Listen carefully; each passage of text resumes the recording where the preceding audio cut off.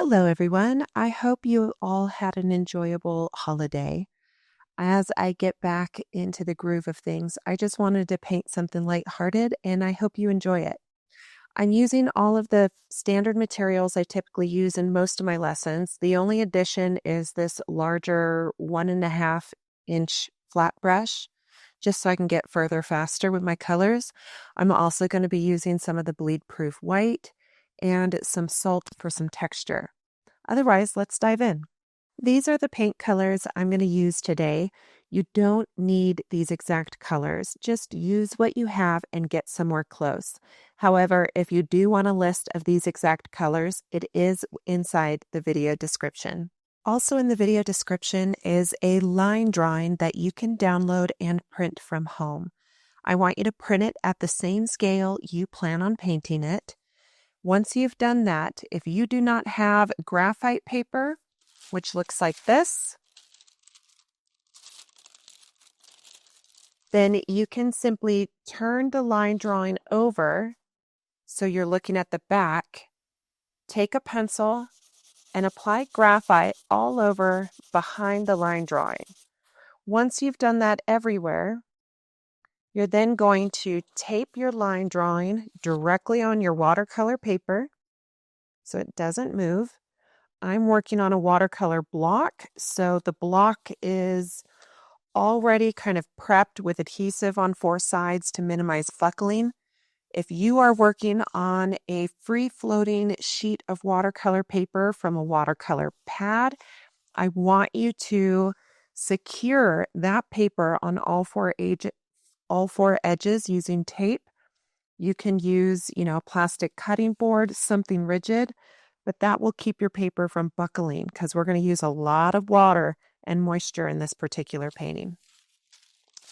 I'm going to position my graphite paper so that the graphite side, which is the darker side, is face down and in contact with my watercolor paper. Once it's in position, I'm simply going to use a ballpoint pen, and you would do the same thing if you just applied graphite manually with a pencil. With this ballpoint pen, I'm going to go around my line drawing and trace any lines that I feel are essential. All these little small fuzzies and hairs, those are completely optional. It's up to you whether or not you feel it's necessary to include those. Now, when you are using graphite or transfer paper, something you need to be aware of is your pressure. Because although it is called graphite paper, it does not mean that it will actually erase as easily as traditional graphite. So I have to be careful using these transfer papers.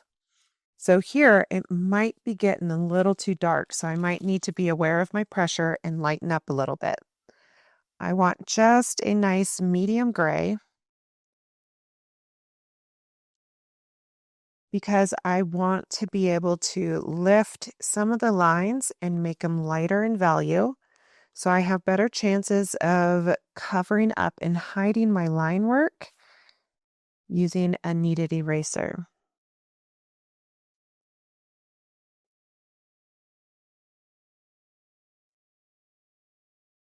So just take your time. You can pause the video or jump ahead. I do put hyperlinked chapters in the video description, which will allow you to navigate through the painting process more quickly. So if you don't want to watch me trace, just use those chapters in the video description to kind of jump forward to different parts of the video. But if you're painting along with me, which is typically the design of my lessons, is where you can basically get out your supplies, and in real time, I'll show you how to paint this little pig.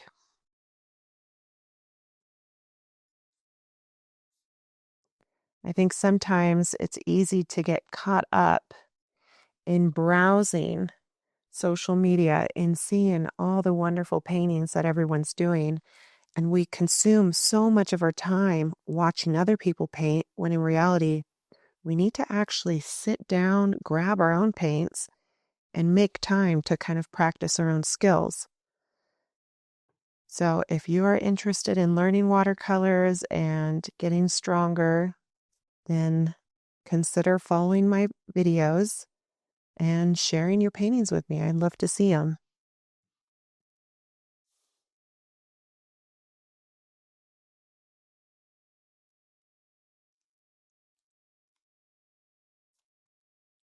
You're going to find that there's a lot of texture lines that I'm choosing to just go without, because I personally don't feel like they are all necessary. I feel like these are really all of the required lines, so I feel good about that. So I'm just going to remove my line drawing and set that aside. Now, with the colors on the pig being a lighter value, I need to soften some of these lines, especially up here where I plan on kind of giving the pig some fuzzy little hairs. So I'm using a kneaded eraser. These are kind of fun. It's a great drawing tool, but I like to use them to just kind of tap on top of any of the dark pencil lines to lighten them up a bit. I'm not worried about any pencil lines that are in areas where the colors are going to be really dark. So inside the nostrils, the pupils of the eyes are going to be real dark. The edge of the fence is going to be real dark. So I'm not worried about those areas. But anything else that is on the pig, I am making sure to lighten up those lines, especially around the nose. I don't want to look at my painting and see a black outline around my cute little pig nose. You can also just drag your kneaded eraser and use it in a traditional way to remove any finger smudges that may have occurred during the transfer process.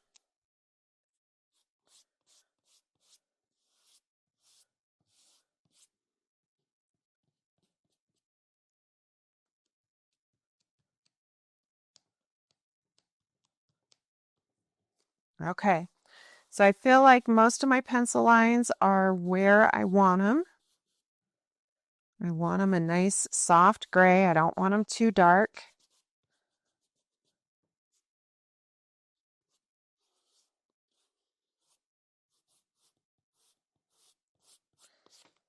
If your pencil lines are a bit too dark and you're having a hard time erasing them, I have come to discover that this eraser here is pretty great. It's called a sand eraser by Mono. It's intended for ink. I oftentimes use it for colored pencils or other mediums, but I find that it lifts graphite quite well. So if there's any areas of stubborn dark lines that you need to erase, this is an eraser I tend to use for the stubborn areas. But I just need to go lighter with my pressure next time. Okay, I'm now going to spend some time mixing my paint colors in advance. I'm going to start with the wood. Now, the wood is kind of this gray, dark brown color, but I want to add a range of colors to the wood. So I plan on kind of adding some creative touches to my color choices. So for the gray, I'm going to use just a Payne's gray with quite a bit of water. I don't want to go too dark yet. So I put water on my palette, added some of the Payne's gray paint. This is just paint from a tube. And I'm just going to drag my brush across a scrap piece of paper and test out the value. Now, since I'll be applying this color using the wet into wet process, I know I need to go quite a bit darker because that added water that's going to be on the surface of my paper is going to lighten up my color significantly. And we have to keep in mind that watercolors will in fact lighten up quite a bit through the drying process. So I'm choosing to go fairly dark, and I can just apply it sparingly and move it around and mix it on my wet surface. The next color I'm going to do is going to be a combination of burnt umber and Payne's gray. So I'm going to kind of really get my brush in there grab quite a bit of burnt umber. I'm going to grab a little bit of Payne's Gray to darken it up. And I know this is going to sound wild, but I really like to add a little bit of Purple Lake to my browns. It just kind of warms them up and creates a really fun, beautiful color. Now I'm going to make a third color. I want this to be more of a kind of dingy seafoam green. So I'm going to get some of my sap green. I don't want too much. And to make it a little bit more earthy or olive in color, I'm going to choose to add just the smallest amount of pink.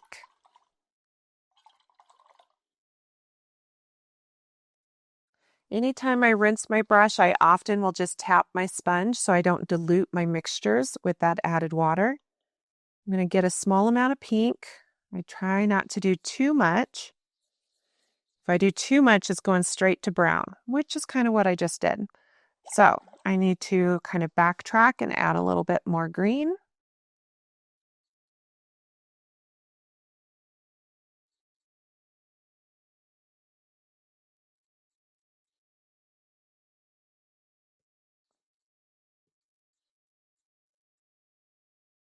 And that feels like a nice olive color, and I like that.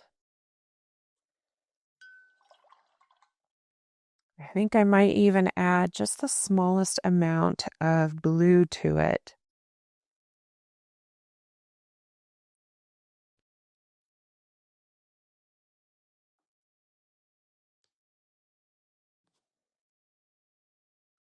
Okay, so the reason why I have a variety of colors here is I just think it's going to add more interest to the wood so it doesn't kind of fall flat. So for this first technique, I do need to have some sort of salt available for me. I'm using just margarita salt. I know that sounds strange, but I like that the granules are different in sizes, and I think it's going to add a fun texture to the wood. So I'm going to start with my large flat brush and some clean water, and I'm just going to work on one board at a time. So I'm going to start with the board on the left. And although my line drawing didn't match the size of my paper, I'm going to choose to extend my water so that I fill the entire paper with my image.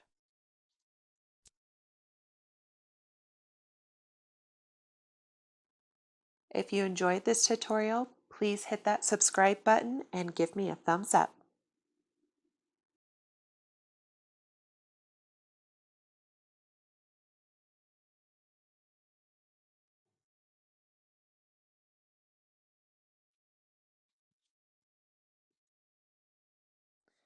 Now, I want there to be plenty of gloss to my paper, but I also don't want standing puddles.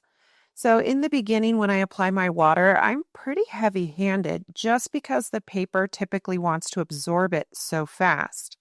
Now, if you're working on inexpensive paper that is made from wood and is pulp-based, you're going to have a hard time keeping your paper wet long enough for you to work the blends and techniques you want.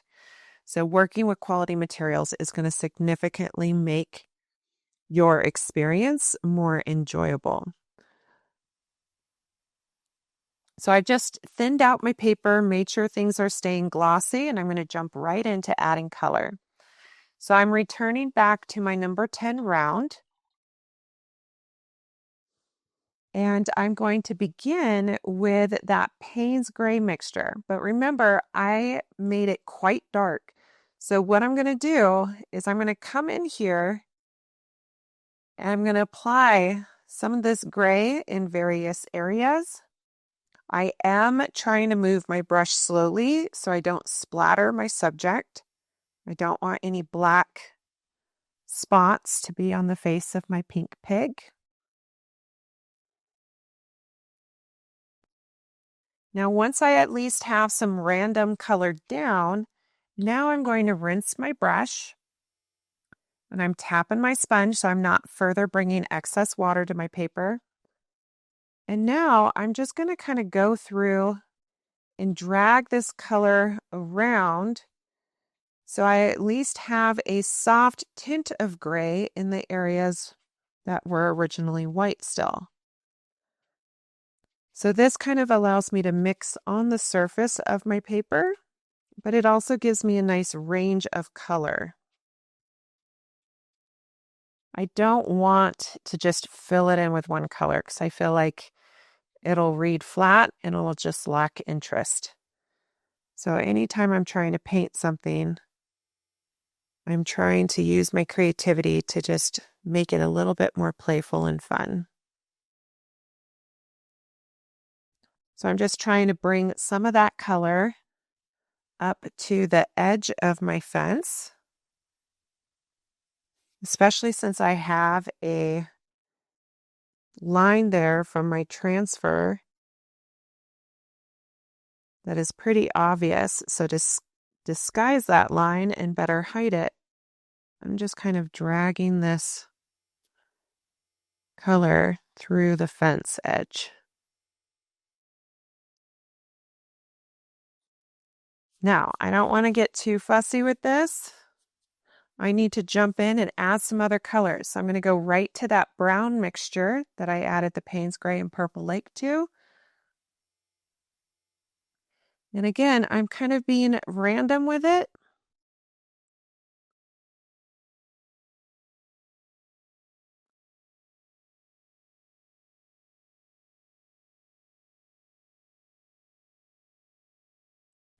And it doesn't need to be even. So just because you have the color in one area doesn't mean you need to fill the shape with that color. Keep it kind of asymmetrical and just have some fun with the shapes. So I have some areas where it's very heavy with the brown and other areas where you hardly see any brown at all. I'm going to rinse my brush, tap my sponge so I don't dilute my paint color, and I'm going to get that green color. And this isn't a color I want to be heavy-handed with, but I just want to add perhaps the illusion of age to this wood. So maybe there are some just really soft hints of moss that are growing.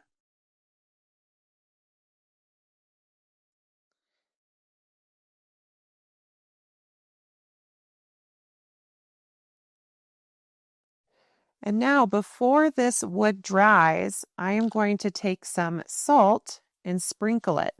I don't want to be too heavy-handed. So I'm just kind of moving my fingers back and forth so it just kind of sprinkles on sparingly. But this is going to react with the paint and add kind of this playful texture to the wood.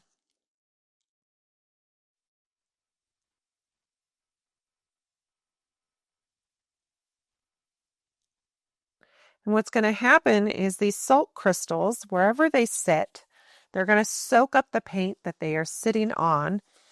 And once it is 100% dry, I'll be able to push those salt flakes away and it'll leave little white starbursts wherever the salt is sitting. It does take practice though, so if you want to practice previously, you can. So while that area is drying, I'm going to move on to the right side. So I'm returning to my large flat brush.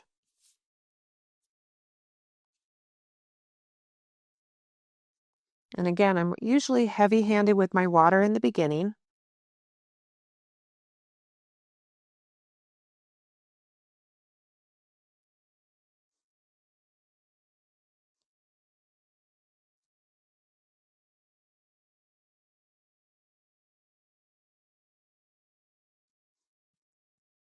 But once I feel like the water or the paper is saturated and it is not, absorbing into the paper anymore, and it's kind of staying glossy, that's when I go ahead and I even out my water so that there's no puddling. but I still make sure that it's very glossy. I just want the water thin enough to see the texture of the paper through. I don't want it to sit in thick puddles where I can't see the texture, and it kind of reminds me of a lake in the early mornings. All right. And you can see the salt here on the left is already beginning to react and create these fun little textures, so I'm excited about that. So while this board on the right is wet, I'm going to start with that gray again. And I'm just going to start by adding some color right along the edge here. And keep in mind, it's a wood board, so it doesn't have to be perfect. If you have wiggles and, wobbles to your line, that's okay. Just embrace it. So I'm going to be sparing with where I put this darker gray so I can move it around and create some softer grays in other areas, just like I did on the last board.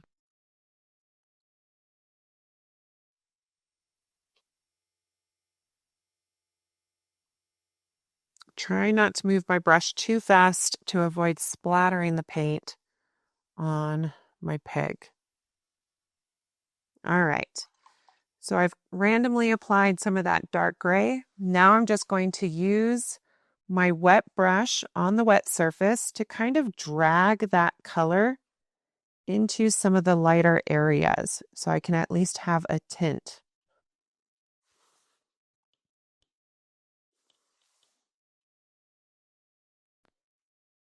Now, if you didn't secure your paper on all four edges, it would cause your paper to really buckle and wrinkle pretty significantly, which would cause me frustration personally. So I like working on a watercolor block or a piece of paper that is prepped and secure to my board on all four sides, whether that's stretching with staples or using painter's tape, whatever tools work for you. So I kind of like the look of that. I am now going to rinse my brush and I'm going to get some of that brown in.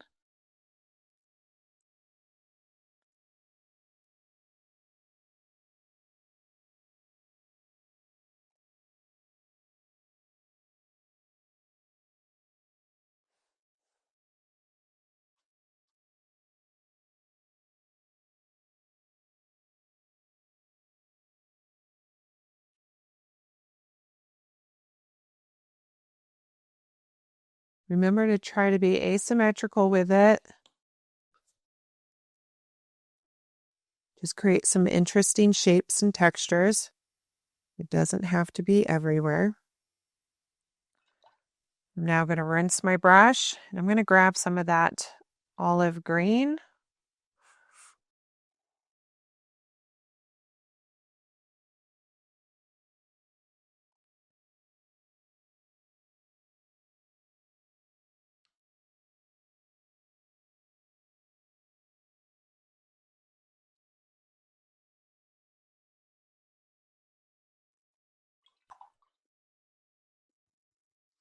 Now I'm going to rinse my brush, tap my sponge and set it aside. And before things dry, I'm going to take my salt, and again, I'm sparing with it. I'm not even applying it heavy all over. I'm just kind of picking a few areas.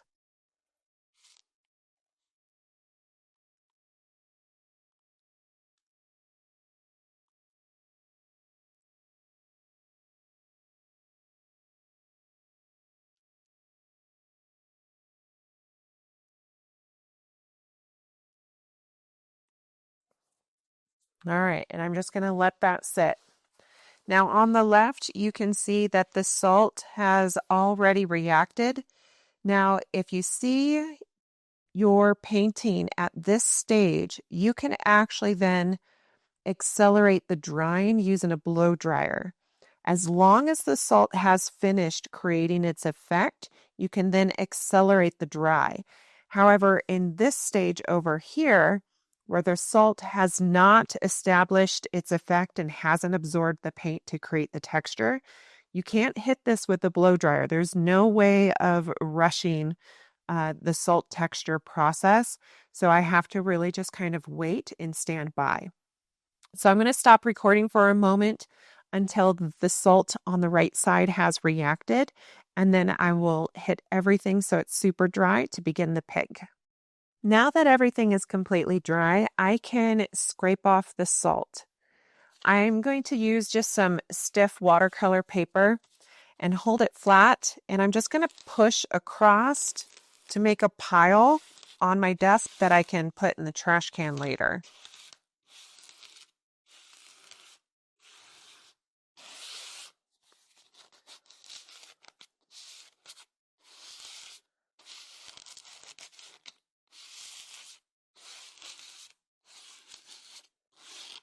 I like to use my hand to feel for any crystals that I might have missed.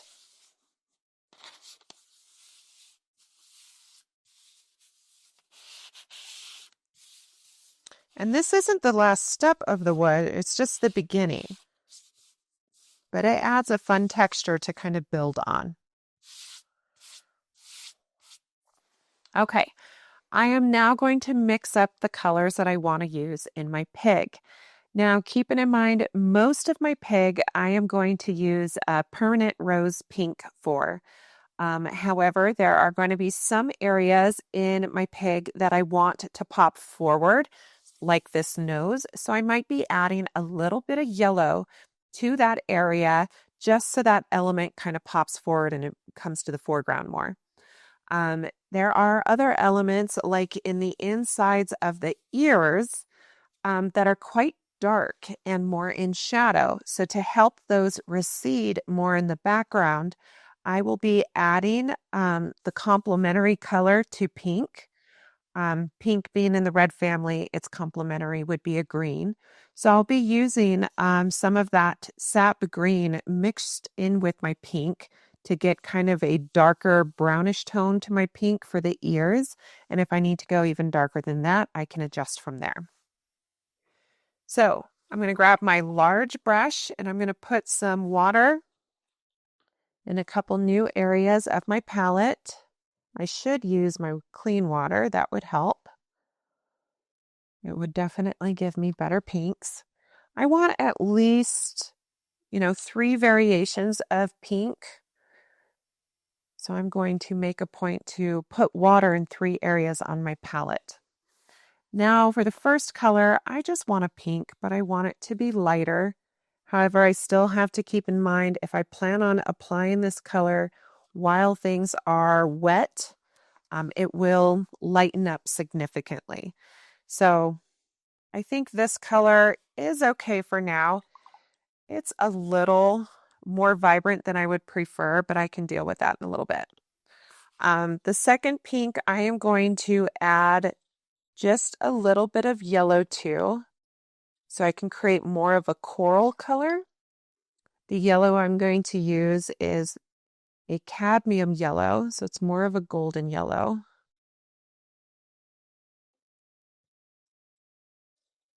And once I feel like I have kind of a nice coral color, I can test it out. And I like that color. And then for the third color, I want to be a little on the darker side, so I'm going to use the pink. But I'm then going to add a little bit of that sap green, and you'll see that it kind of pushed it more towards a brown pink, which is what I'm looking for.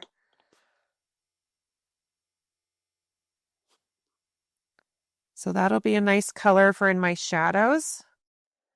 So just for educational purposes, adding the complementary color is going to give you a little bit more of an earthy tone versus the really vibrant colors that you sometimes get out of the tubes.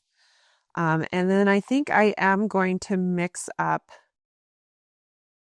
a third color that will be even darker still. So I'm going to use less water. I am going to have that permanent rose as the main base. I am going to get a little bit of that sap green so it gets more towards a brown.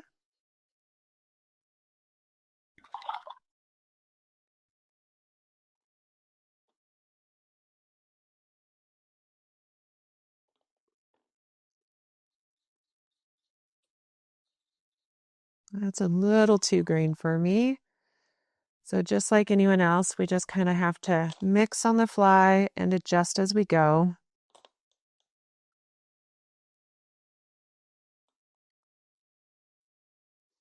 All right, so this is more of a darker color, but I'm going to add just a little bit of dark blue to it.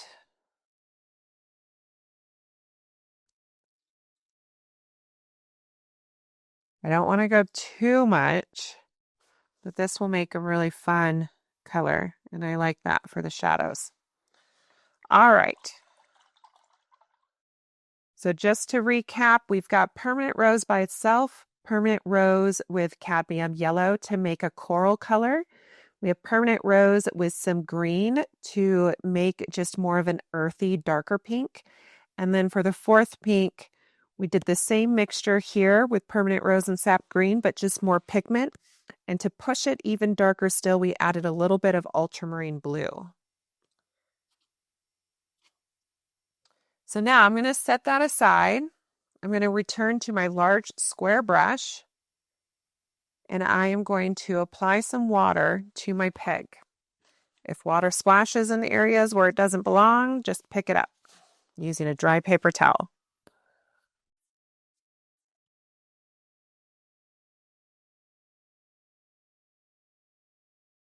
I'm not going to worry about painting the nose just yet, but I'm also going to wet it because it's okay if some color goes in there, but I'm not going to be adding color to the nose deliberately.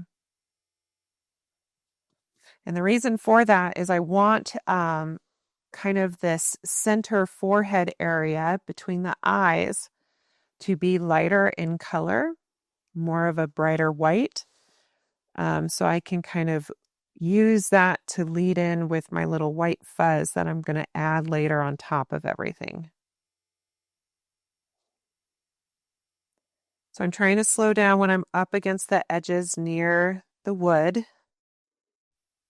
Notice these little triangular spaces in the sides underneath the ears. I'm leaving those alone. I'm going to not add water to those shapes. So I'm trying to keep the water to just the ears and the main face of the pig. I'm also going to be avoiding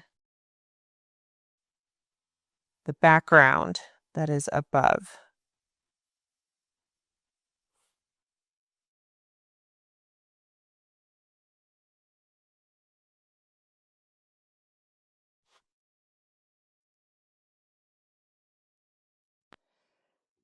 I've wet most of everything, but with this brush being so large, it's a little hard for me to see visibly into certain areas. So I'm switching to my round brush to continue adding water where I need it, but because it also gives me better visibility.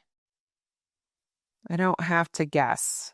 I use the large square brush when the shapes and areas that I need to apply the water in is, not complicated. But once I get into other shapes, I need to kind of switch.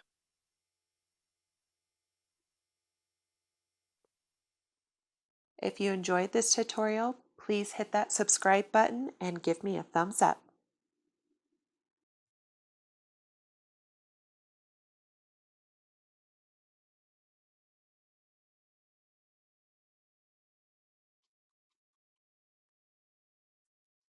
Going through, just really making sure things are staying wet and that I'm bringing my water right up to some of the edges that I need to.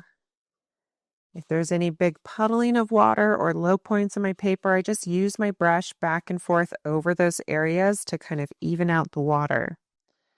I just kind of pull from those puddles and put it into some of the high points of my paper that might be drying a little faster. Now with wet into wet, we do not have the luxury of taking forever, especially if we only apply water to the front of the paper. If you ever want to experiment with wet into wet and have a long time to play, you got to submerge your entire sheet of paper in water before you begin working, and then you'll have all kinds of glorious time. Okay, so I'm going to start with just my permanent rose. And I am going to I'm not going to start there. Sorry, guys. I'm going to go with the permanent rose and sap green mixture because I want there to be some darker color on the head of my pig below the nose. Now, right now, I'm not going to be fussing too much about shapes. I just need to get my color down and kind of close to the general area so my paper doesn't dry too fast. So in a way, by working quickly with adding a base color, you're resaturating your paper and extending your working time.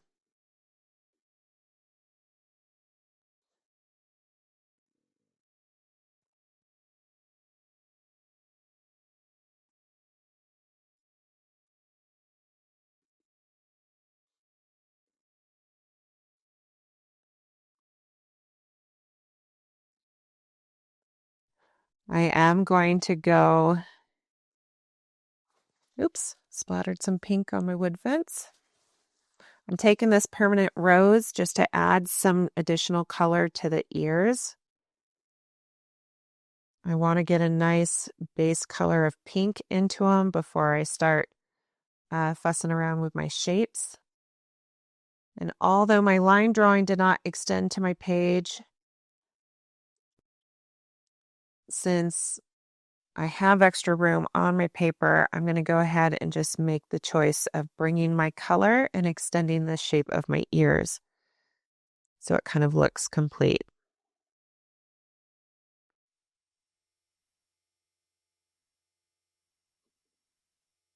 If there's puddling of paint, you simply dry your brush on a sponge or paper towel, and then using that dry brush, you can go into the puddle and soak up the excess paint, and that will help bring things into control and make it easier. So I go real slow when I'm up against the edges. If I splatter pink, I just dab with a dry paper towel.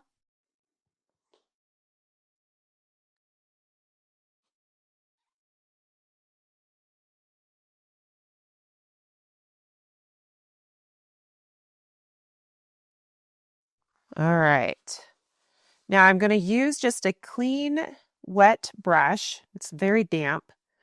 To kind of smush this pink and pull it over into areas that I want to also be pink, but maybe a lighter value. So again, I'm kind of mixing the pink on the surface of my wet paper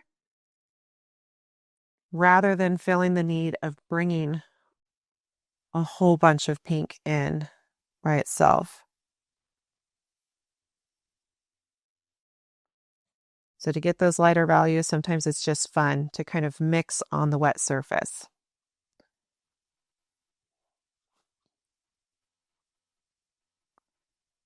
So we have some softer pinks on the side of the cheeks. So I'm just using a clean, damp brush to kind of pull and extend some pinks into that area.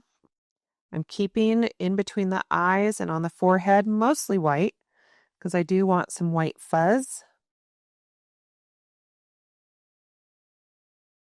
I'll bring that white fuzz in last.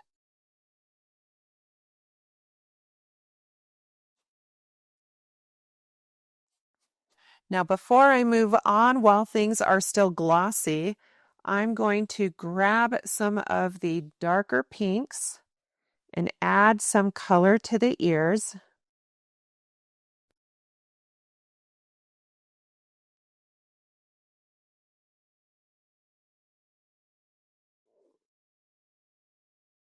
I'm going to do that to both sides. Notice how I'm not just filling it in.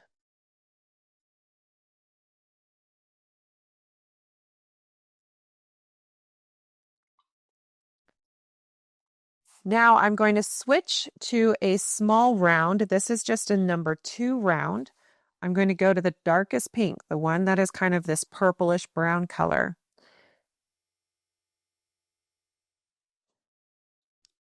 And I'm going to come into the ear here and selectively find those areas that I want to be a little darker. Keeping in mind, I will be adding some little white hairs that will overlap this area eventually.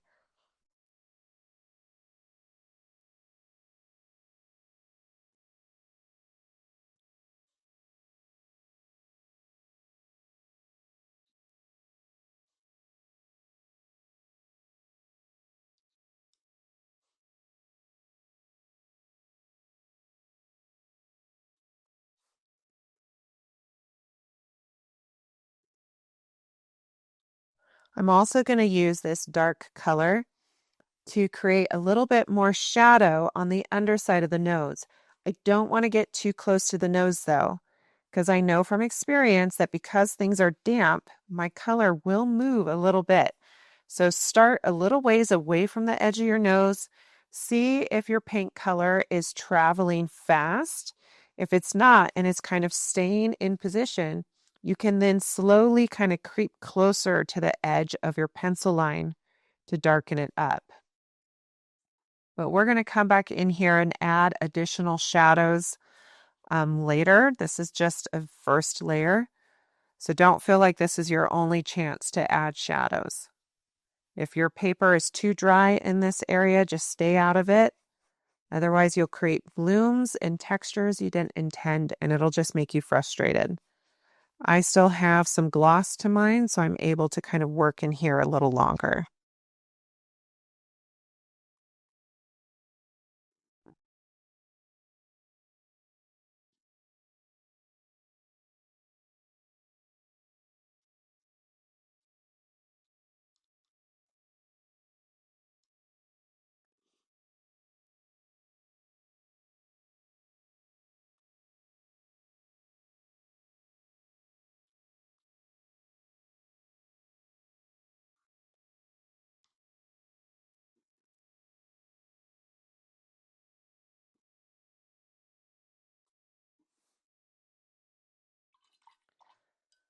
All right, and I have this coral color that I haven't added anywhere.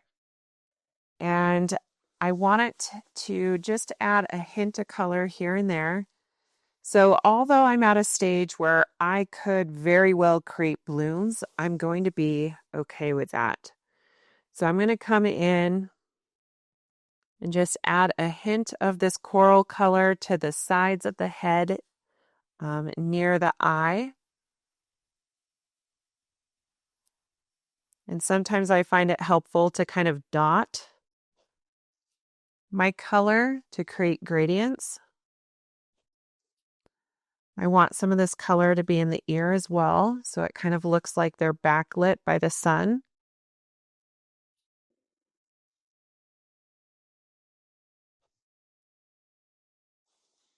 I'm going to do the same thing on the opposite side.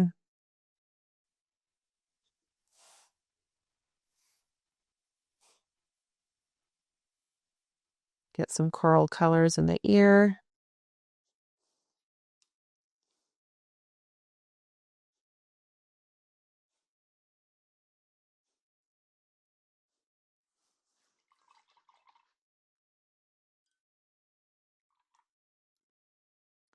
Now, if you feel like some of the pinks have creeped into your forehead area a little too much, if things are partially glossy in one area and relatively beginning to dry through the center, this is the perfect time to create little blooms. So if you wanted, you could drop clean water into some of these areas And that clean water is going to push back on some of those pink colors, and it's going to create little blooms. But if you're only dropping tiny little drops of water in the areas where you in fact do want a lighter color and less pink, it's actually going to help you. So I'm just tapping my brush lightly in the areas where I want more whites and less pink. And because things are already beginning to dry, it's creating a bloom. And it's really kind of a fun texture, but if it happens unexpectedly, it can cause frustration. So I'm just kind of taking my time on the forehead up here. I didn't want this many pinks, so I'm coming in and tapping my brush. If I tap too much water, it might bloom too much, so I can always soak that up using a dry brush.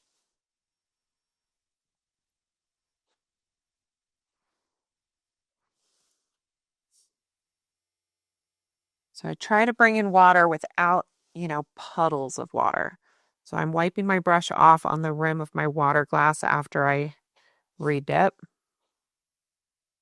Sometimes there's water that hangs out on the metal ferrule, which will catch us off guard. So just be aware of that.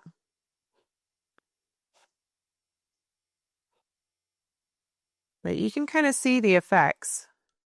You can see the water that I'm applying in excess is kind of pushing back on some of the pinks that have creeped into areas where I don't necessarily want a lot of pink.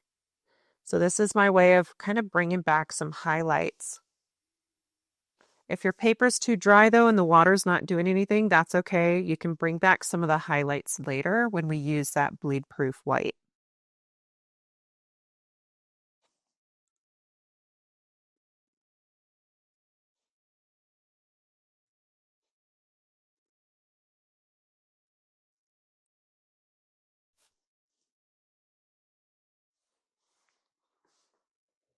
And I'm just taking a moment to look at my painting, see if there's anywhere else where I want to create blooms. But I think I'm kind of happy with the effects. So for now, once those blooms are done reacting and stopped moving, I'm going to hit the entire peg with the blow dryer to make it dry. Now that everything is dry, if there's any edges to a bloom that you aren't super happy with, you can just take a square brush that has relatively stiff bristles. This is an actual acrylic brush. It's inexpensive, but it has nice stiff bristles and it allows me to lift. There's also brushes out there that are called scrubbing brushes. You just got to be really cautious with them because they are very rough.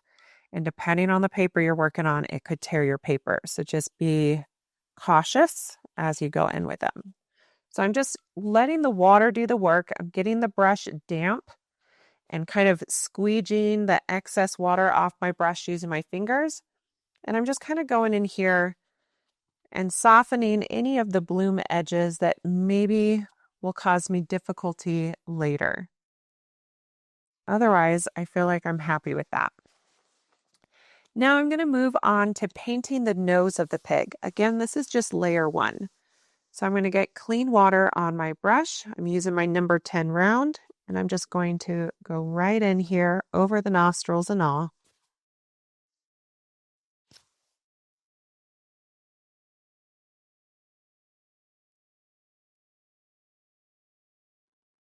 If you enjoyed this tutorial, please hit that subscribe button and give me a thumbs up.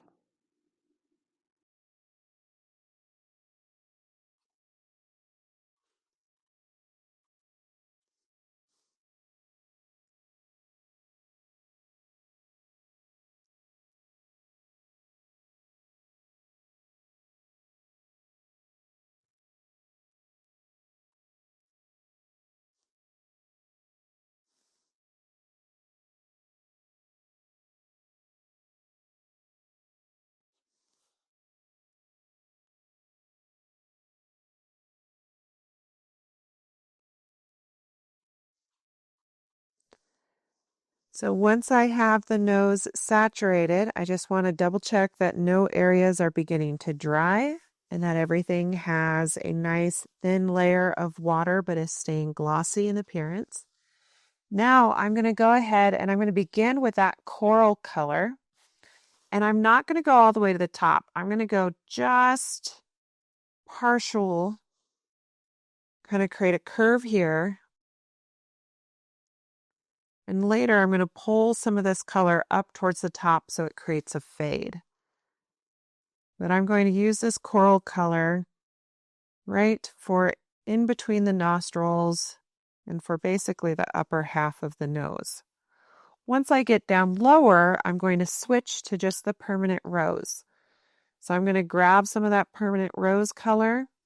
I'm going to focus it more as it's coming out of the nostrils.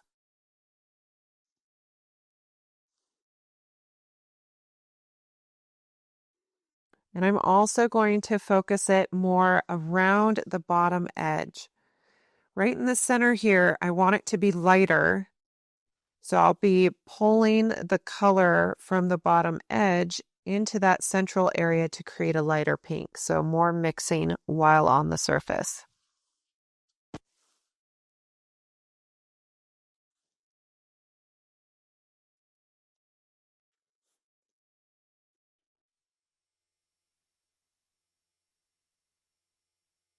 If there's puddling of paint, dry your brush on your sponge and use that dry brush to soak up some of those puddles. I'm now going to rinse my brush really good. I'm going to just tap my sponge just to remove the excess water, but I don't want it completely dry. And I'm now going to use this mildly damp brush to kind of push some of this color up to the edge.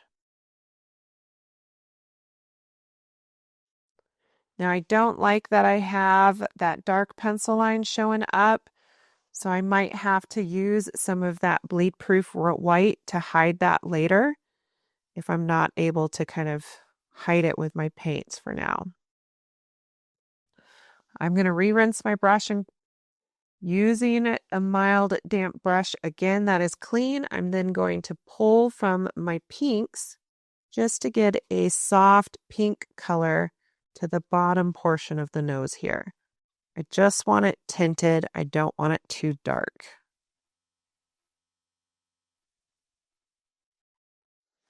Now I'm going to switch to my small round, my number 2, and I'm going to get some of the darker colors. So I'm going to grab the permanent rose that I added the sap green to, and I'm going to go into this nostril area and begin creating a shadow that is kind of coming out. I'm going to do that on both sides.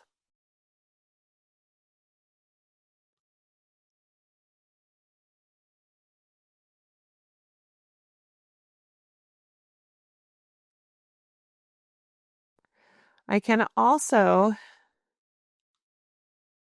use a little bit of this, let's see, let's go with the darkest brown.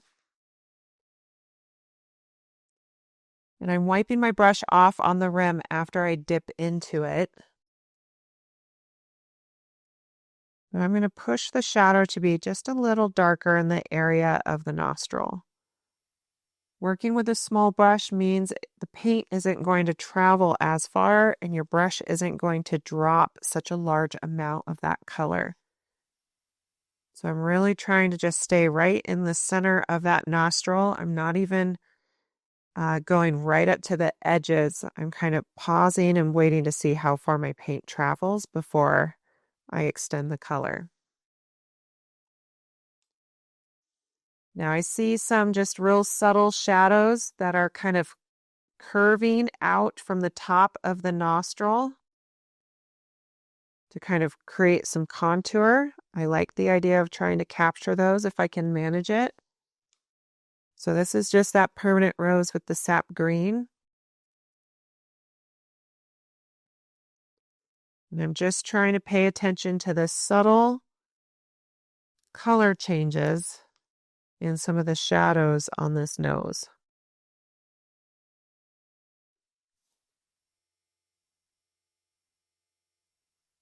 I'm going to get the darkest mixture to push the contrast on the bottom of the nose here so I can really have some definition.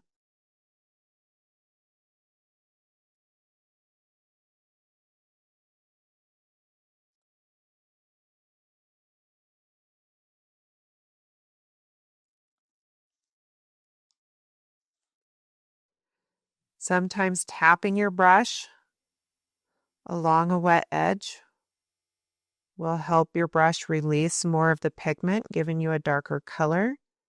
But I'm tapping on the wet surface. I'm not tapping right on the pencil line because I don't want a dotted texture on accident. I still want the outside edge of the nose to look smooth and curved, so I'm tapping on the water just inside my pencil line.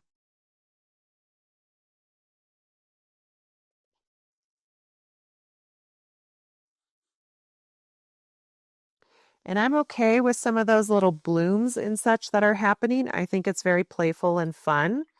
It reads like a painting, and that's what I want. However, I am going to use my small round brush to grab more of that coral color just to get some hints of color on the bottom here. I see some shadows that are very, very subtle that kind of come down through the center of the nose. And some are kind of curving down below the nostrils.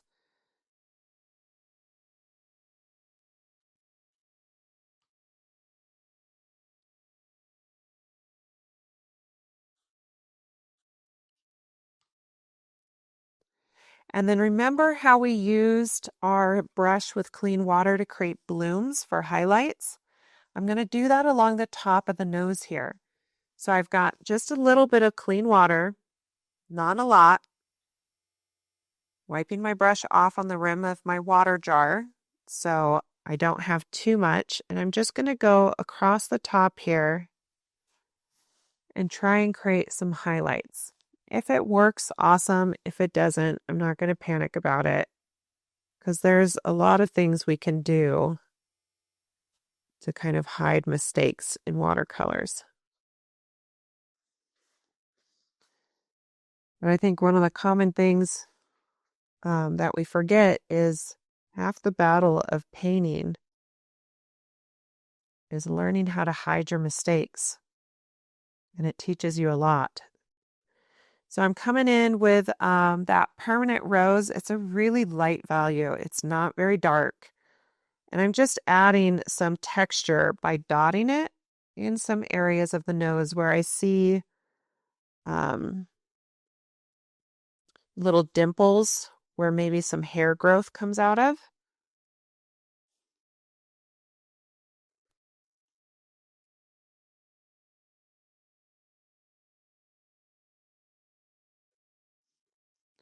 And since I have some areas of the nose that are already beginning to dry, I have to be hands off at this stage. Otherwise, I'm going to mess something up. So I'm just going to let that dry and I'm going to avert my attention over to the eyes. So the little bit of the details on the eyes have disappeared just through the painting process. So I might have to redraw some details just so you can see where I'm at. So I'm just coming in here with the pencil to kind of draw where the eyes are.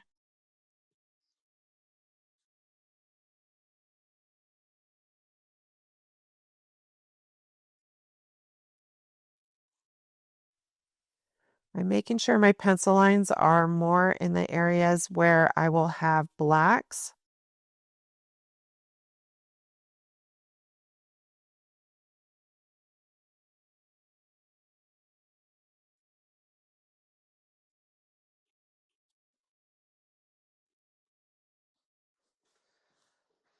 Okay. So I am going to switch to a smaller round brush. This is a number 6. And I need to create a dimple that kind of has a shadow for the bone structure of the pig. So I'm going to get this number 6 round wet with clean water. I'm going to use very, very gentle pressure. I'm going to come I don't know, maybe a quarter of an inch from the eye. So I'm not getting too close. And I'm going to tip my paper so you can kind of see what I'm doing here. But I'm using a very, very gentle pressure to put a thin layer of water here. And I'm going to tip the paper so you can see. So do you see where I applied the water there? So I'm not touching the eye. I gave a little space between the eye, but I did extend the water all the way to the outside edge of the head. Now I'm going to grab some of that darker brown pink that I mixed up. And I'm just going to add a little bit of this brown pink color to the side of the eye here. Now, I'm not filling in that whole space. I stayed just towards the center left edge. Now I'm going to rinse the color out of my brush and dry my brush on my sponge. And with this brush, I'm going to use it to kind of feather and move that color around through the water so it looks more like a natural gradient.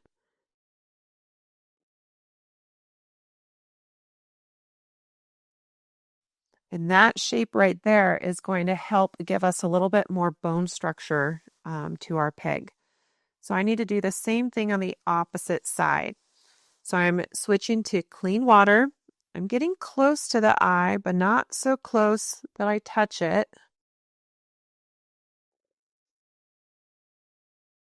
I want my angle to be very subtle. So I don't want to kind of bring it down too vertically. It should be out at a diagonal.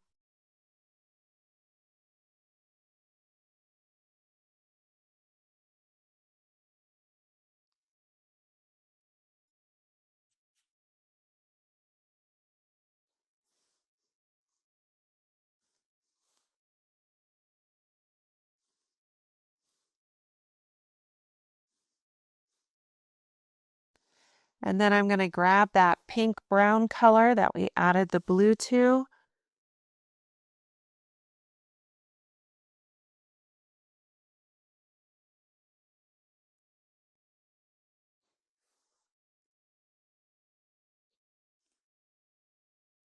And again, I just apply the paint towards the center right edge, closest to the eye. Then I rinse my brush and dry it on my sponge. And now I'm going to use this barely damp brush to kind of feather the color and mix it with the water to create a better gradient. So it's not such an abrupt edge. And I'm going to let that dry.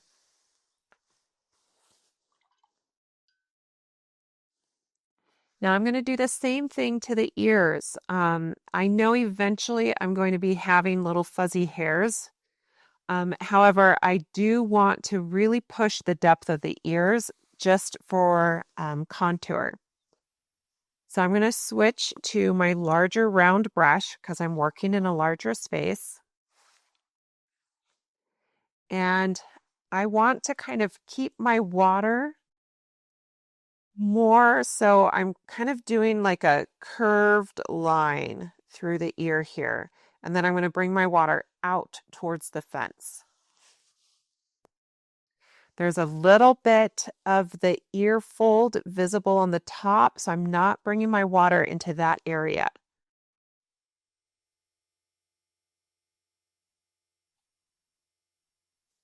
And I'll tip my paper so you can see where I apply my water. And the water's edge near the head of the pig is going to be uneven and rough. I don't want it perfect.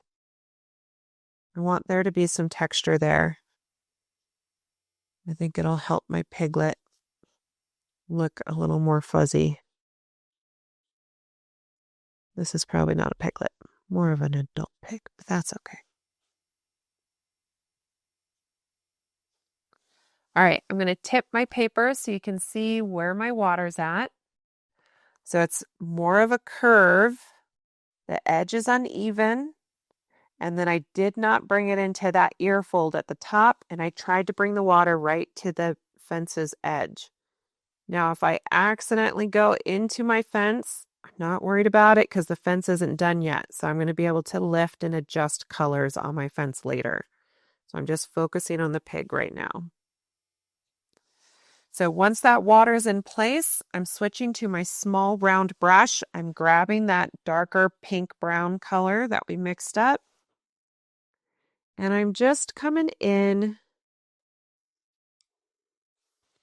If some of the water is thick, we should soak it up. Otherwise, we're not going to get the effect we want. I have some puddling that I need to soak up.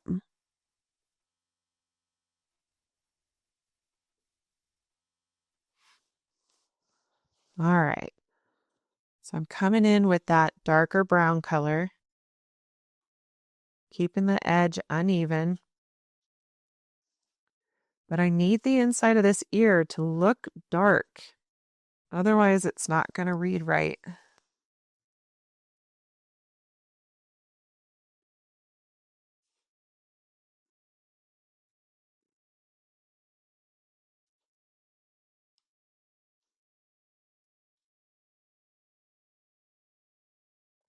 If I have some areas of the ear that I want to be a little darker, I can darken it up now while things are wet.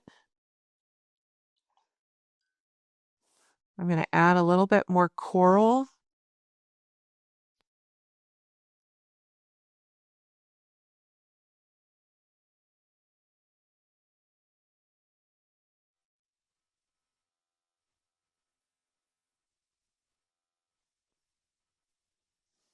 And then if I think that inside edge of the ear needs to be darker still, I can grab some of that burnt umber with the added Payne's gray and purple that I used in the fence. I can come in here and darken it up still. I like the idea of pushing my darks and pushing my highlights so I get a whole range of values. I just try to do it slowly and selectively. I try not to move too fast and take my time. All right, so I am going to just soak up puddles of paint, and then I'm going to move on to the opposite ear. So I'm going to let that ear dry, and I'm going to now do the same thing to the opposite ear. So I'm keeping the water just to this edge, okay? And then it's going to be a curved line that comes out and around. I want it to be uneven, and I want to be mindful of that ear fold at the top. I don't want my water to go in that zone. So very, very gentle pressure with a soft quality brush. That way I am not risking lifting the layers of color that we put down there previously.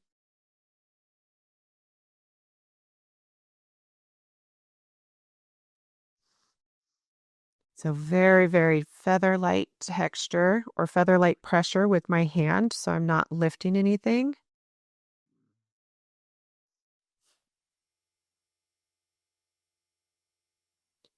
And I'm going to tip my paper so you can see where I'm applying my water. So you can kind of see where that's at.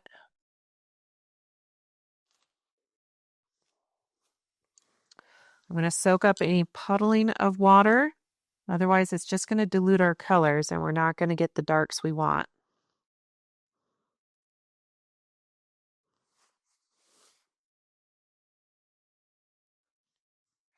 All right, so I'm going to switch to my small number 2 round again.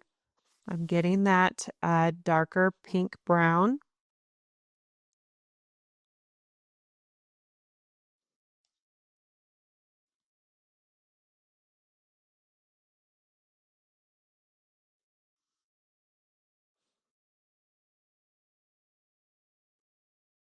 Darkening up some areas of the ear here so I can get that depth.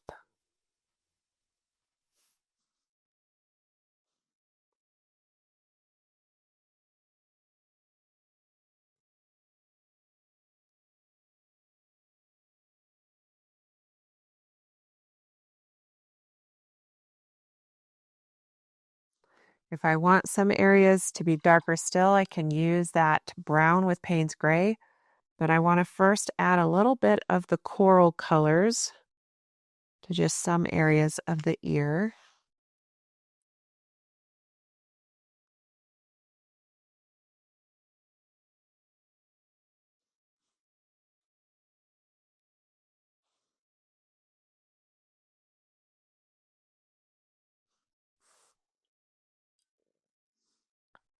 Now I want to make sure there's no puddling of water or paint. Otherwise, it's just going to dilute my color that I add next.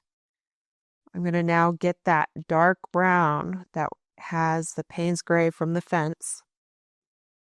And I'm not going to be too heavy-handed, but I just need a few darks in here.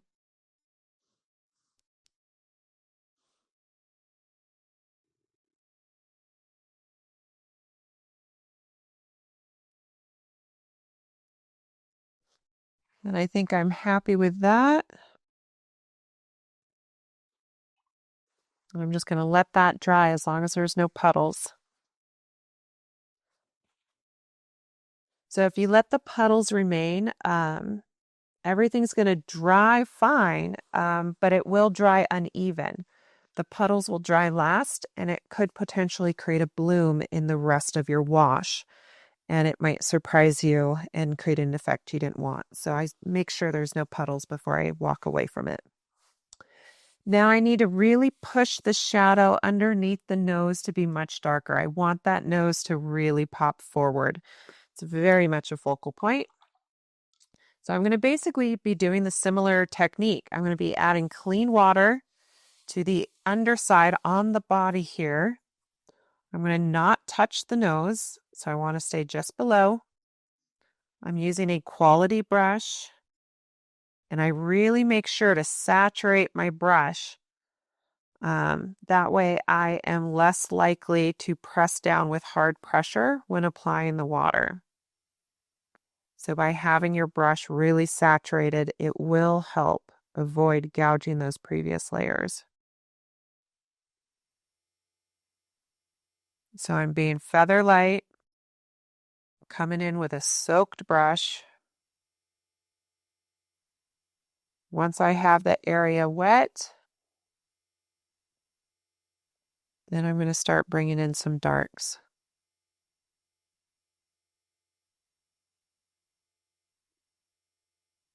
So I'm going to tip my paper so you can see where I applied the water. I'm being mindful of any puddles.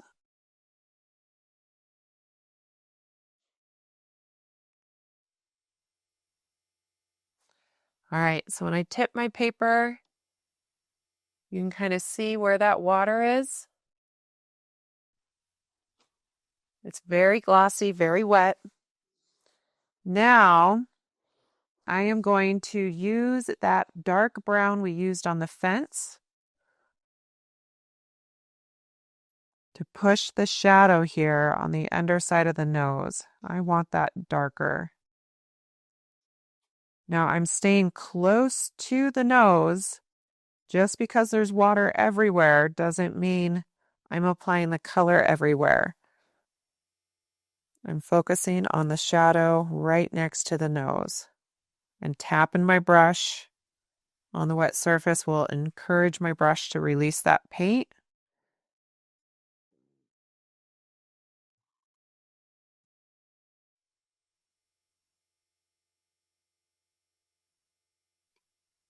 All right.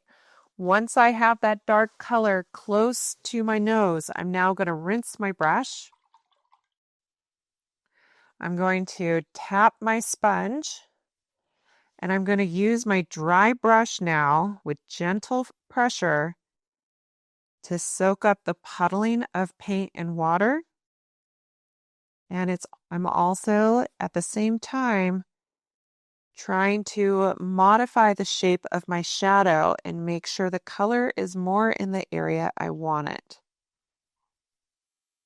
And I can use a dry brush to very gently kind of pick up excess paint and puddles so that it's not everywhere.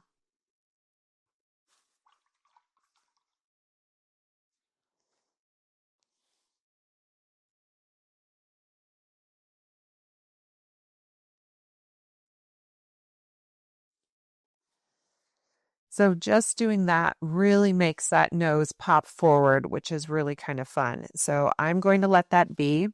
Over here on the left, though, I do want a little bit more shadow, so I'm going to use that brown pink color just to kind of push that shadow to be a little darker.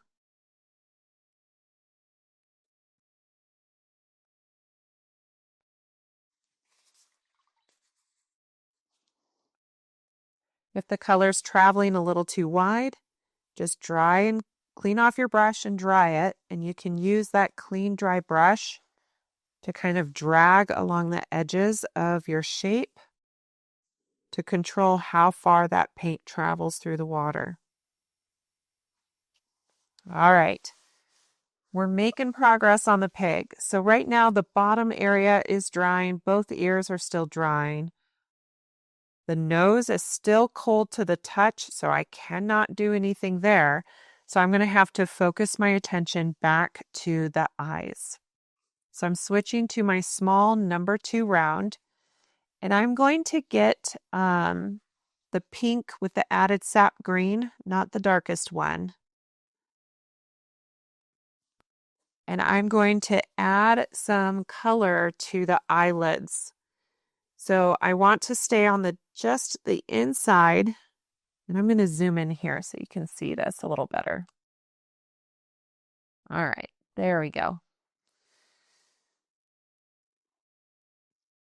So I'm coming just inside the eye here, and I first want to go just to the outside of the eye to darken this shape up. And I also need to darken up the top because there's an eyelid here.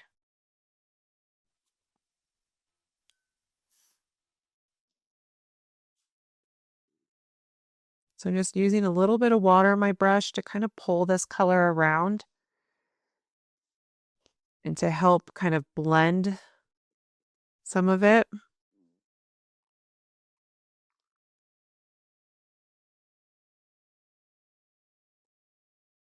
And there's multiple like little wrinkles in the eyelids of the pig. So I'm making a point to bring in some of that darker pink just to imply some of those wrinkles. As long as you go in with a softer, subtle color, it's not going to be, really bold. And keep in mind, if some of your wrinkles don't really turn out the way you want, you can always use that square brush to modify and adjust them. But you can also hide some of the forehead details or eyelid details once we get to the fuzzy white hairs. So there's always a way to kind of come back and add your little touch. All right, I'm going to go to the left eye and do something similar. So I want my color to be a little darker just on the outside of the eye.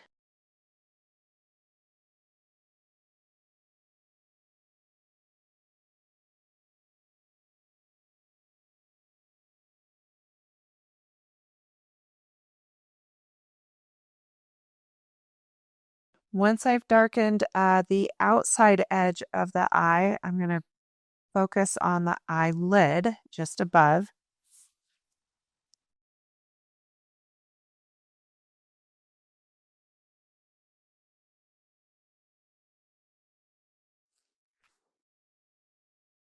There's a couple wrinkles up top. It's kind of hard to decipher them through the fuzzy hairs, but just get a couple lines in there for darker shadows. Try not to overthink it or overwork it.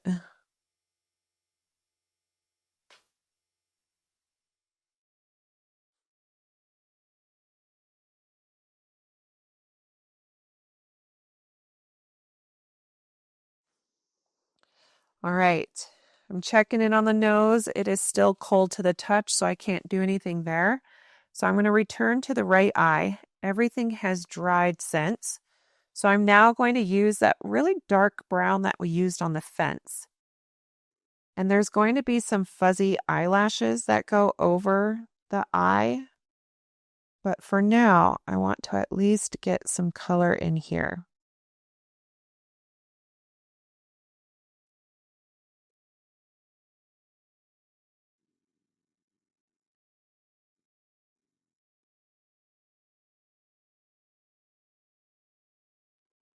If you enjoyed this tutorial, please hit that subscribe button and give me a thumbs up.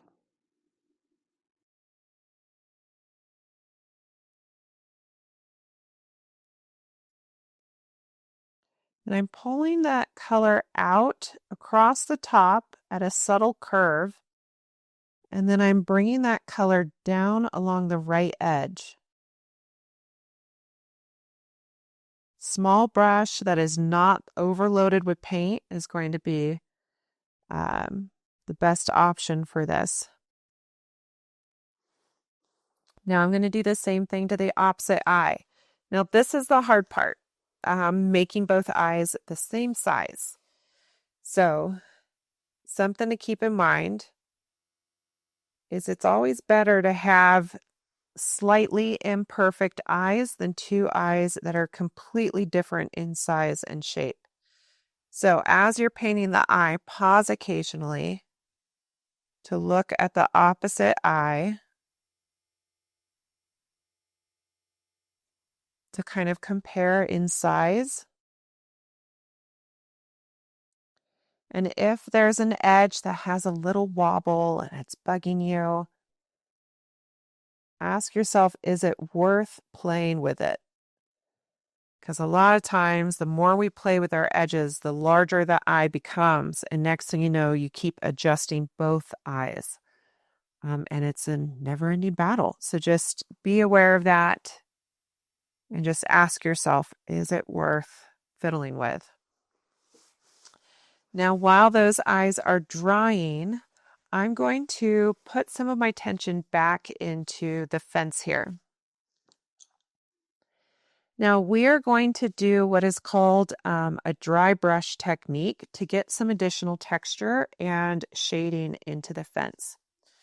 So you can get a scrap piece of whatever watercolor paper you're working on. Hopefully it has some texture to it. And the way dry brushing works is you thoroughly dunk your brush into your paint. I'm going to zoom out here so you can see the whole fence. So thoroughly dunk your brush into that dark brown paint from the fence. And before you go to your paper, this is going to sound weird, but I want you to drag your brush across a paper towel or a sponge to remove some of that excess paint.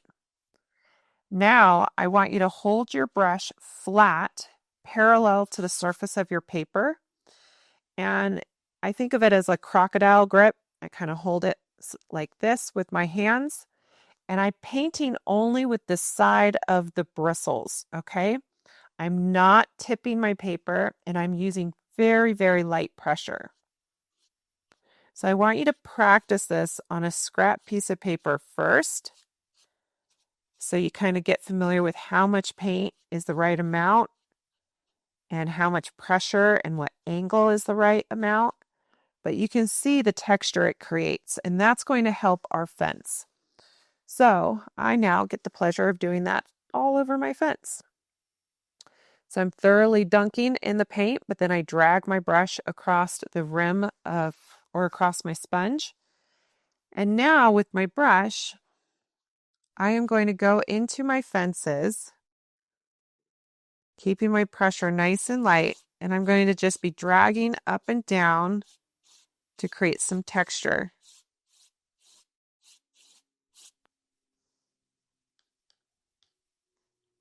Notice how I'm not being even about the texture. I'm not trying to get it to line up. If you get a big amount of texture down, just dab with a paper towel. That just means we didn't drag it across the sponge enough.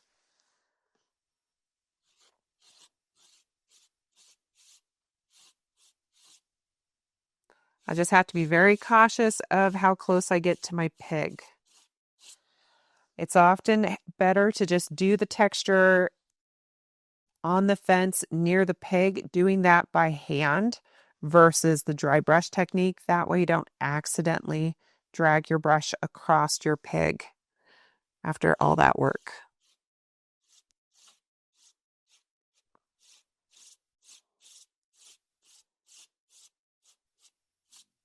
So I'm still just working with the brown, and I'm going to try to build up both fences kind of gradually, but at the same time. That way they at least look cohesive.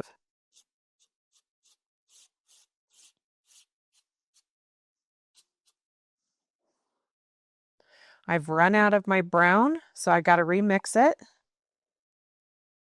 And because we test out our colors in advance, I have my original brown here. So if I need to remix, I can just compare right next to it to make sure it's right. So for this brown, we used burnt umber. Then we added a little bit of Payne's Gray. And then we added a little bit of Purple Light.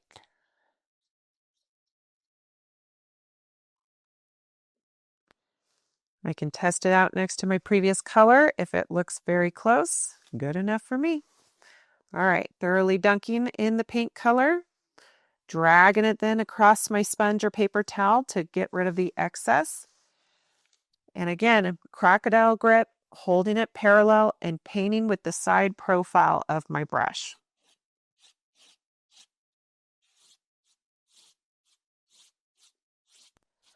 Being very cautious of my pig. I'm not trying to get too close to it.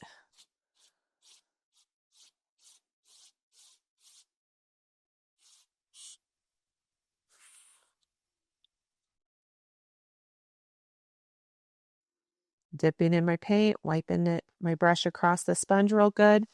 If you have to rotate your painting, do so. If it means working comfortably and not risking getting texture on your pig.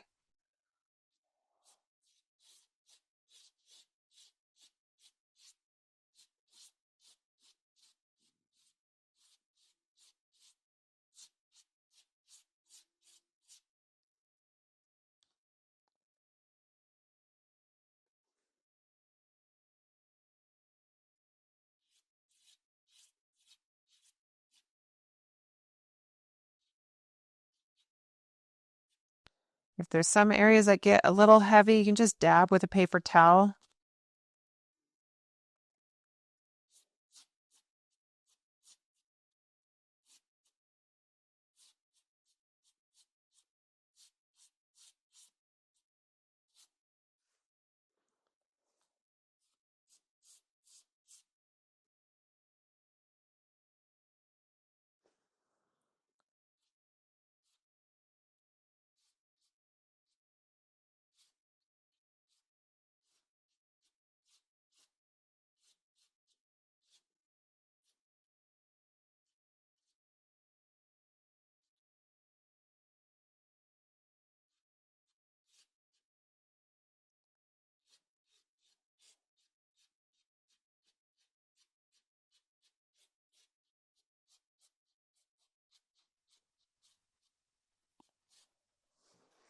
All right.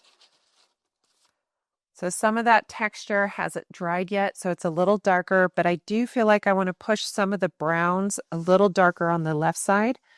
So I'm going to rotate my painting here. I'm going to continue working with this dry brush technique.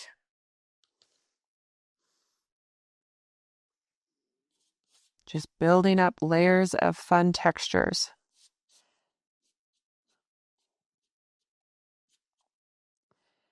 And I want you to notice that I am not being super even with my texture. Some areas I want to be heavier and darker. Some areas I want to be lighter and the texture to be more minimal. So asymmetry will add a lot of interest to your paintings if you can resist the urge to just keep going, because I know it's fun. But less is more a lot.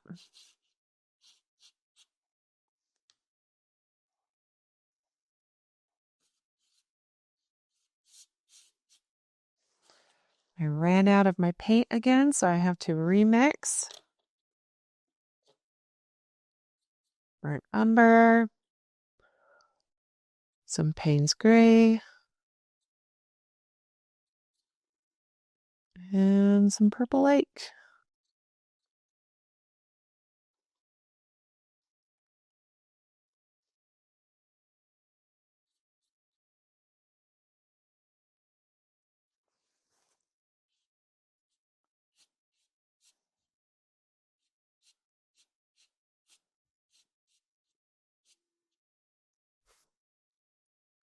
This is a really fun technique for when you're doing landscapes to get varying texture on barks.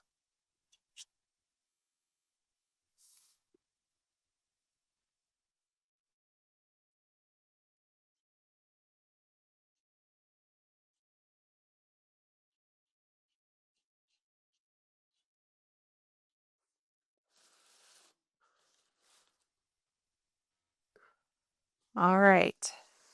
So the brown here is still drying. Over here, since I haven't worked on the right fence post recently, it has all dried. So I can continue with the texture, but I'm now going to my Payne's gray, you guys. So I'm really building up those darks.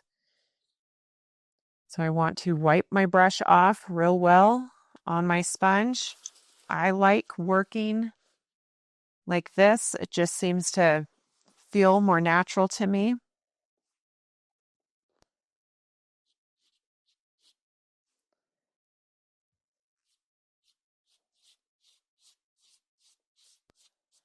I'm just layering more and more texture.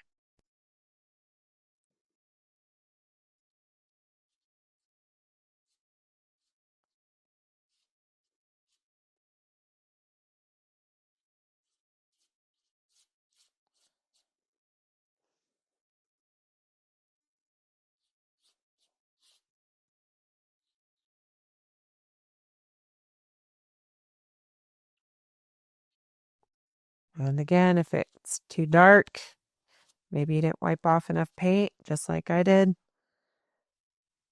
Just dab with a paper towel.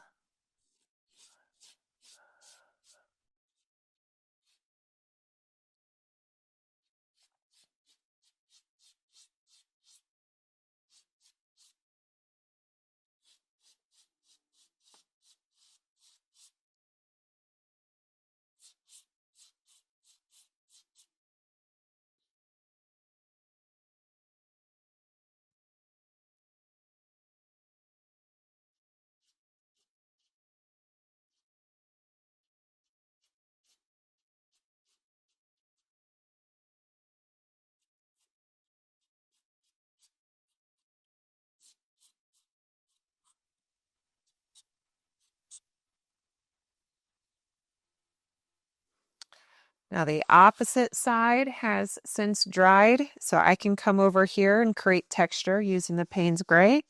So I'm going to rotate my painting.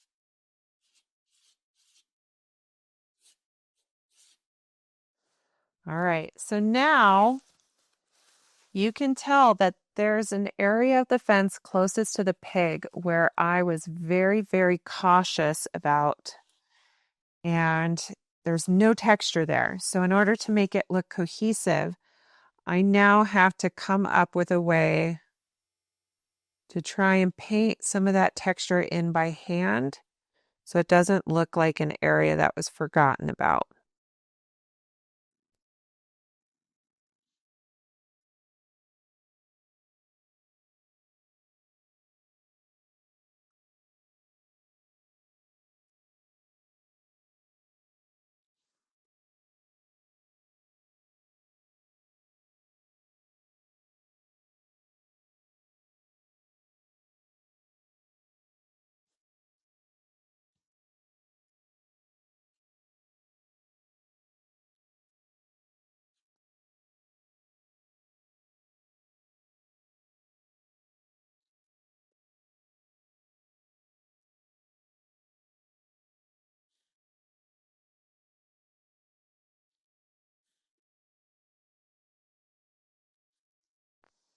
any of it's feeling a little dark, just dab with a paper towel.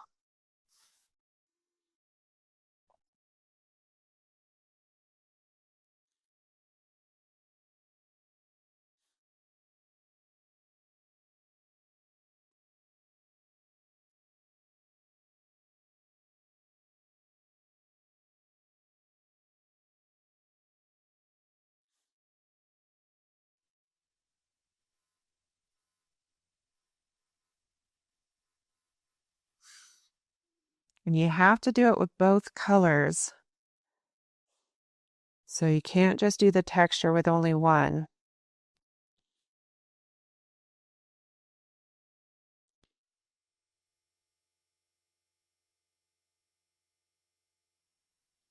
So sometimes it's dots, sometimes it's dashed lines.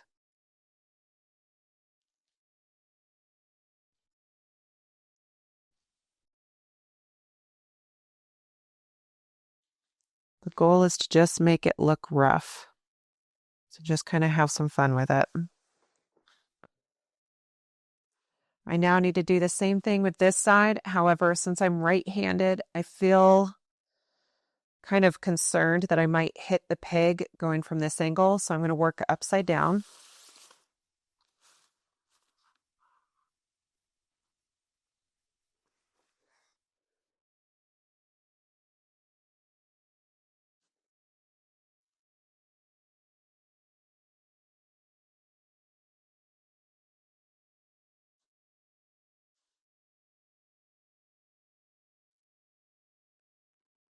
If you enjoyed this tutorial, please hit that subscribe button and give me a thumbs up.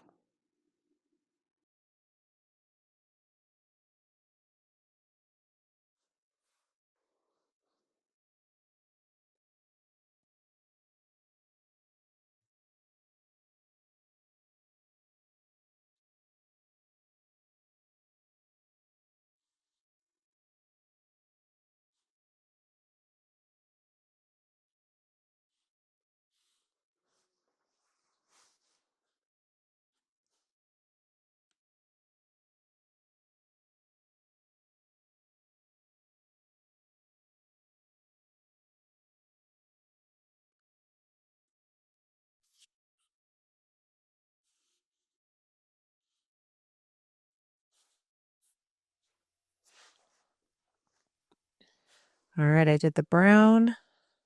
Now I'm going to do a little bit of the black, or Payne's gray, I should say.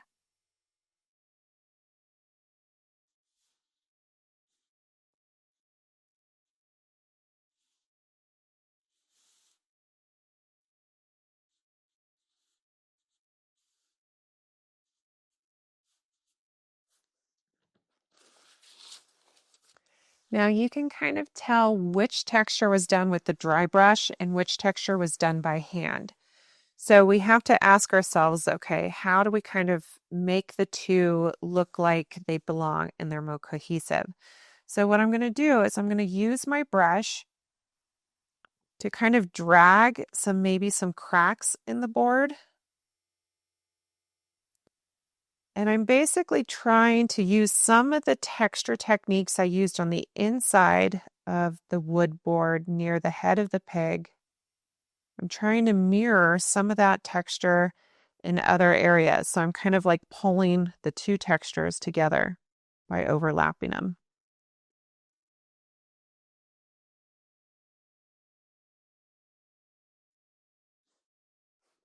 And I want to do this to both boards.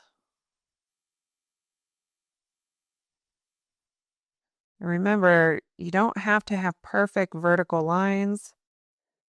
Just have fun. If it looks rough and textured, then you're doing it.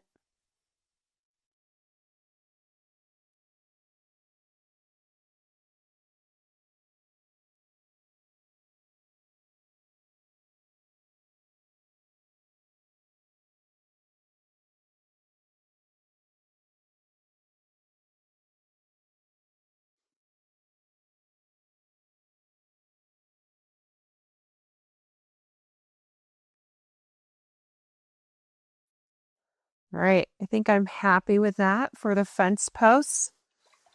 I'm now going to return to the eyes of the pig. So let's zoom in.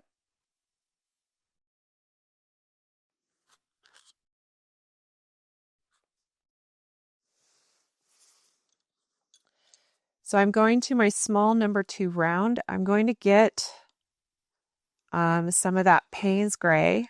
I want it to be dark.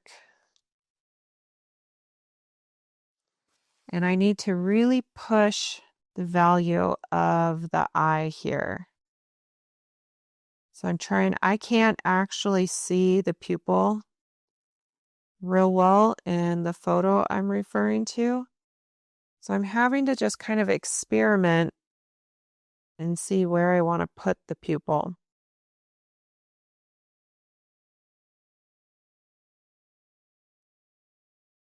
And I think maybe that works. So again, resist the urge of making the eyes bigger and bigger by fiddling and trying to achieve perfect edges, because it's only going to make the eyes wider and wider. So just pause occasionally to look at both sides. Be okay with them not being absolutely perfect.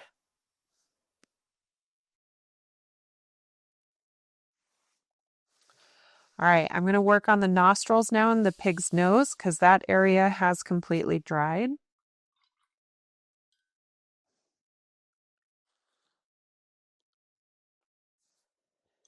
So I want to put a little bit of water in between the area where the shadow goes, and you had a couple lines on your line drawing, so you should be able to see them. We don't need a lot of water. I'm staying inside the shape of the nostril and inside those little side lines.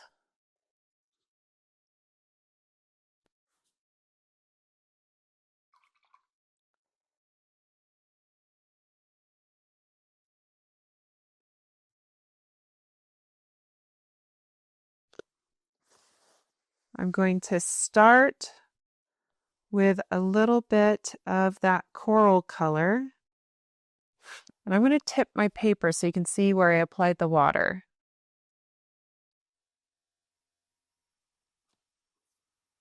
So I extended the water quite far.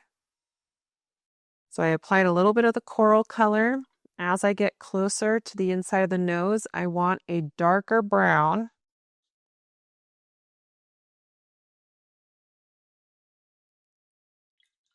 And then as I get right into the nostril, I want that dark black or Payne's gray.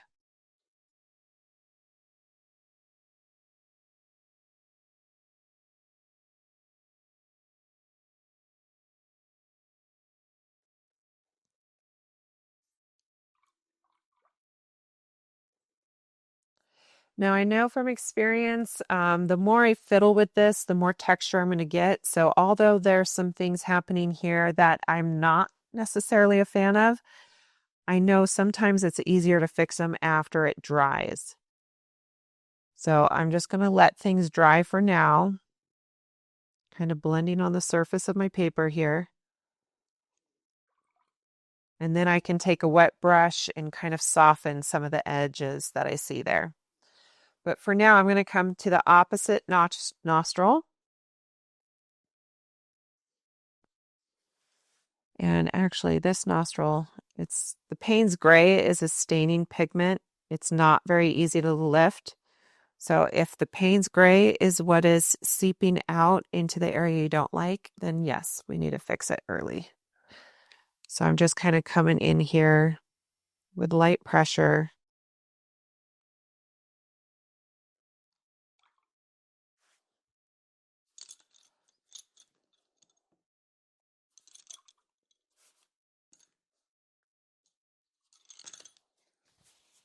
And I have just a clean paper towel with me right now.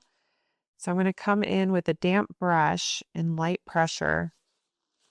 And just in the area where maybe my color is extending a little further than I'd like, I'm just using clean water So it's not a soaked brush, it's just damp. And I'm using it to kind of pick up some of that shadow color that was extending too far into my nose. And I feel like that's better. I'm okay with letting the rest of that dry. So now I'm going to try to do the same effect on the opposite side. I want to start with clean water. And I do like the idea of trying to keep the nostrils relatively similar in size. So I'm kind of being cautious with how wide my water is.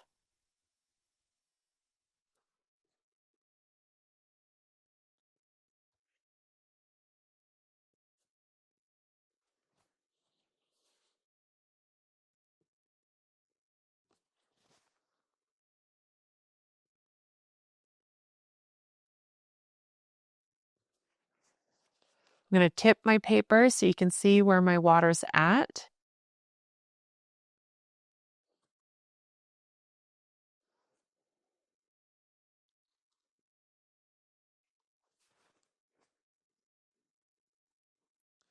I'm now going to use my small round brush, making sure it's nice and clean. I don't want any Payne's gray that was on there previously.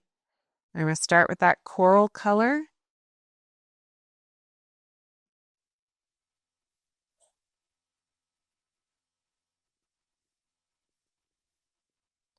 I'm then going to go to a dark brown that I used on the fence.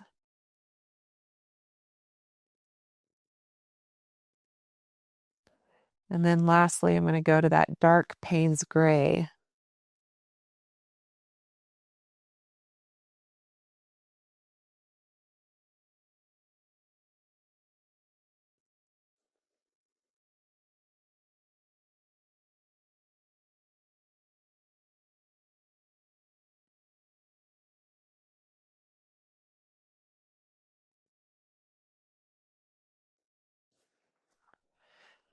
Now I can see that Payne's gray is kind of boogieing through the water.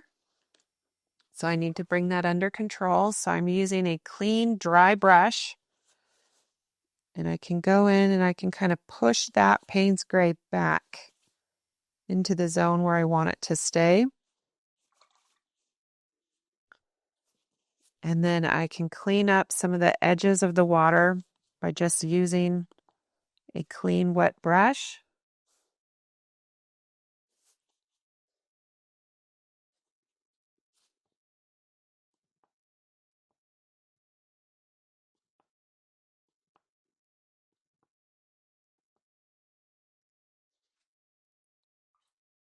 And that's at least a good start on the nostrils. I might have to adjust some things, but I'm going to let that be.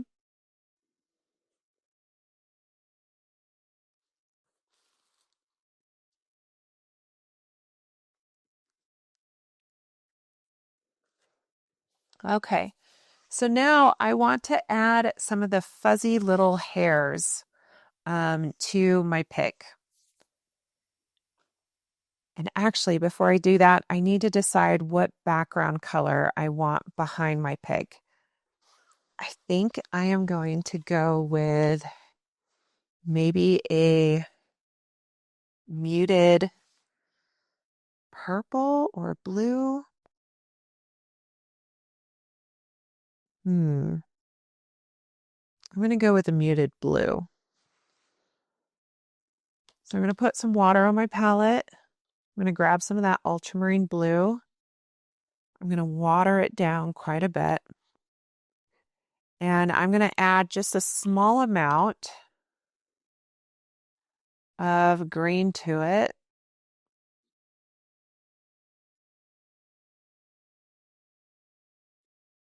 So it's more of a blue-green.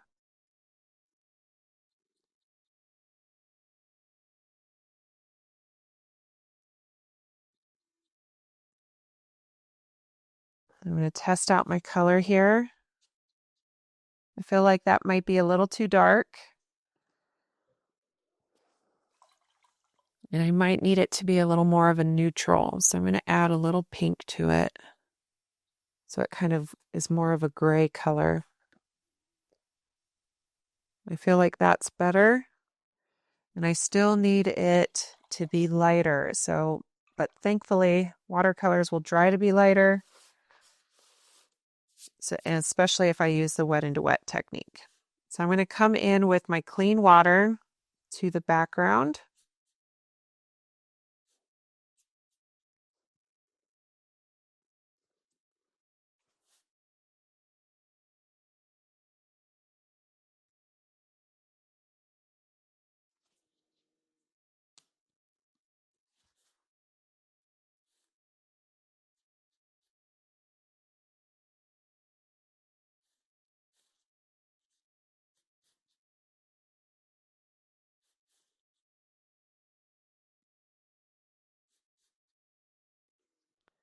All right, I'm going to get some of that green on my brush, and I'm going to focus on the edges that are closest to my peg.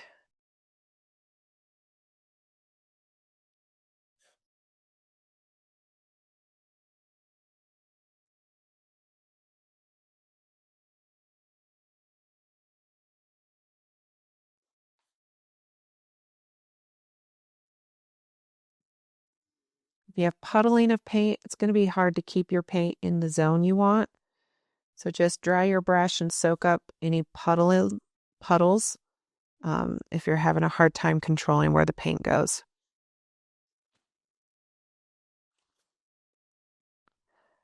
I like the idea of having some texture back here, so I'm not making it perfect. And the fact that I mixed colors, I'm going to be able to kind of see little hints of strong blues in some areas and other areas more greens. So it'll add interest.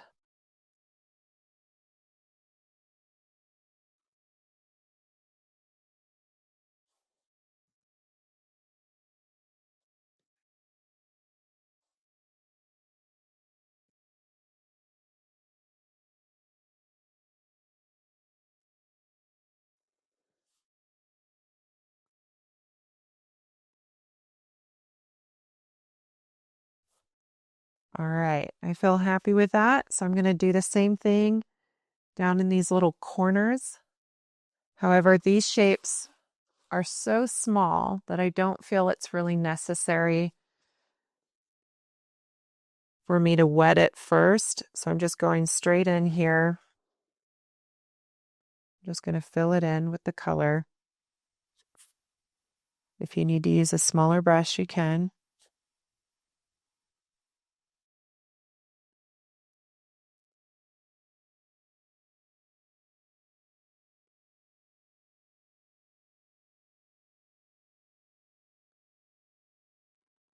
If you enjoyed this tutorial, please hit that subscribe button and give me a thumbs up.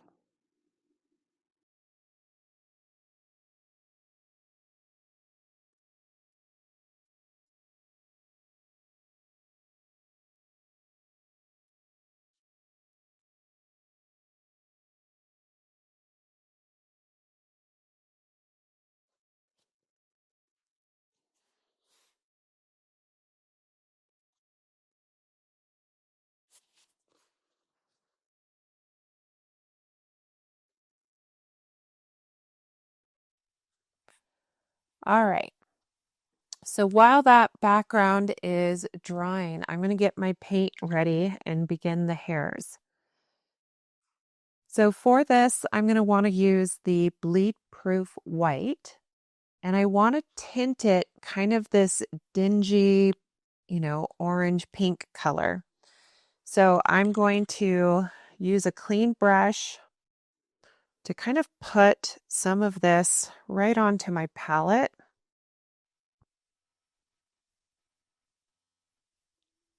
And then I'm going to tint it from here.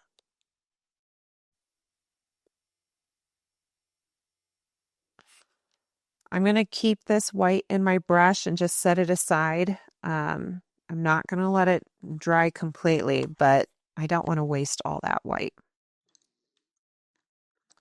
All right, I'm going to switch to my small number 2 round, and I need to tint this white kind of a orange color. So I'm going to use the cadmium yellow.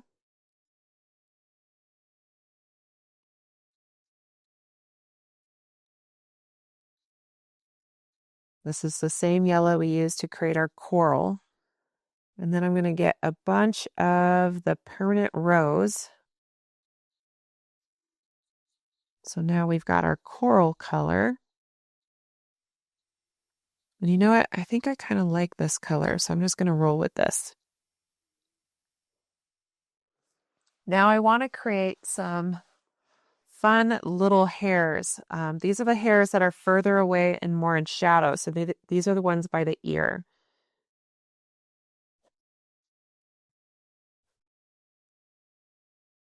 So I'm just using light pressure, different lengths of lines. I'm making my hairs not perfect and kind of squiggly and crooked and different lengths.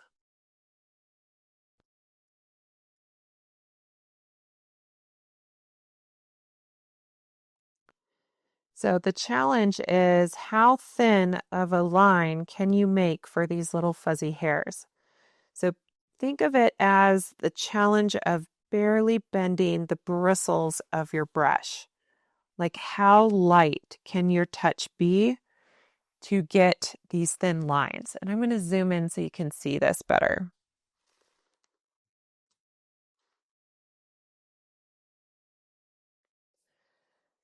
So if you try to be real light-handed, your line work is going to be nice and thin.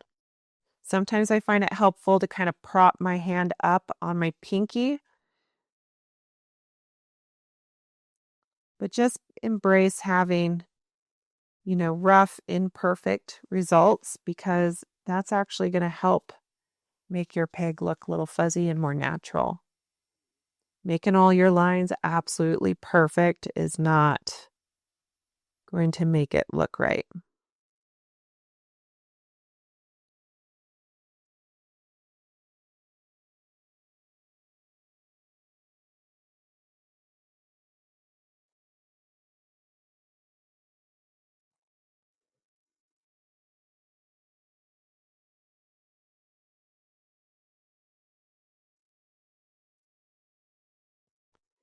And I want these little fuzzies to kind of go just on the underside of the ear fold.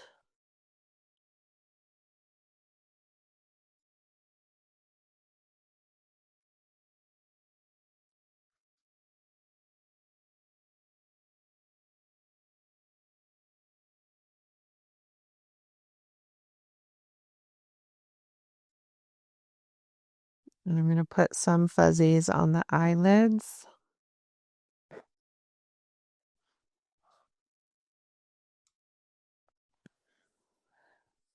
I'm going to give just a hint of like little fuzz on the side of the head here.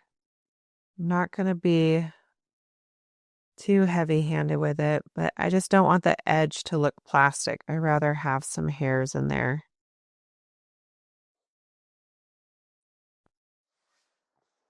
All right, I'm going to go to the opposite side, do the same thing, create little hairs.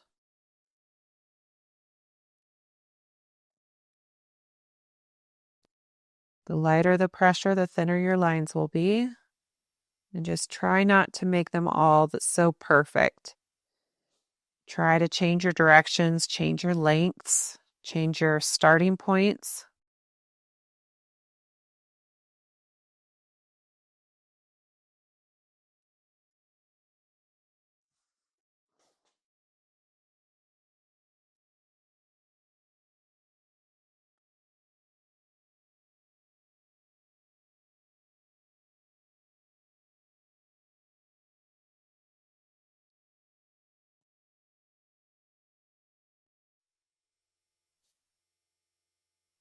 I always find one side harder than the other.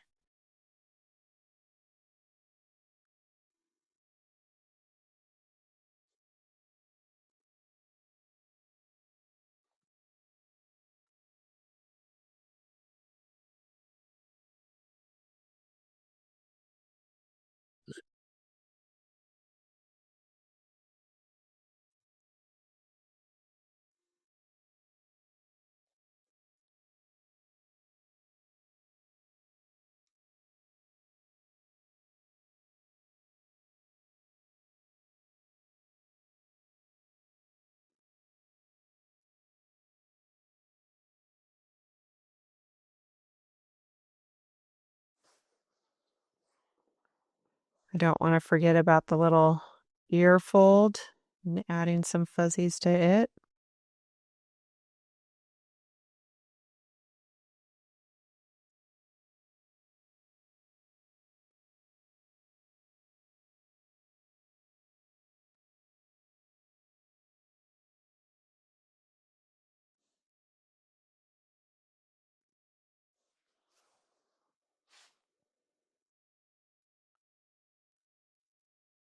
I'm going to use this same color to create some fuzzies. These are much, much shorter and finer, so very optional. If you need to practice on a scrap piece of paper, do practice. So right on the nose here, we've got really, really fine, tiny fuzzes on the nose.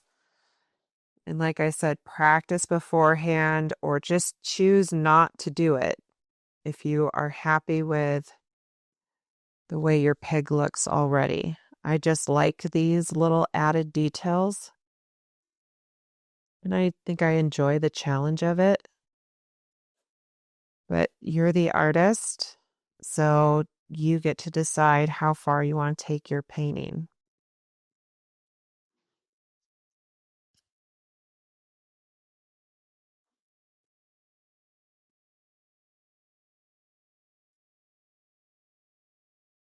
I think the nose is kind of a focal point. So for me, if it's the focal point, I really want to put some time into it.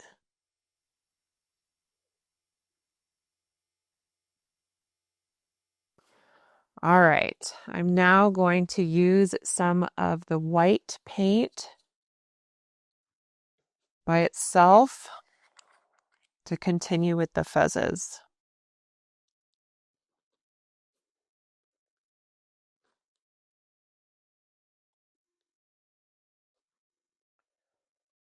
So I'm just trying to get some more of this bleed-proof white over to my palette.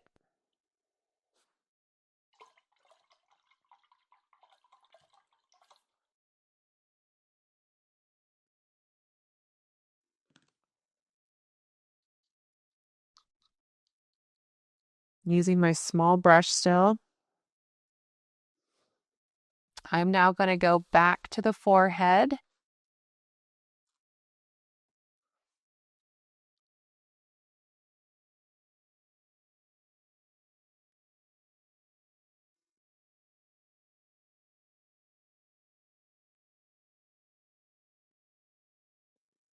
And I'm trying to create the little hairs that are coming off the forehead here.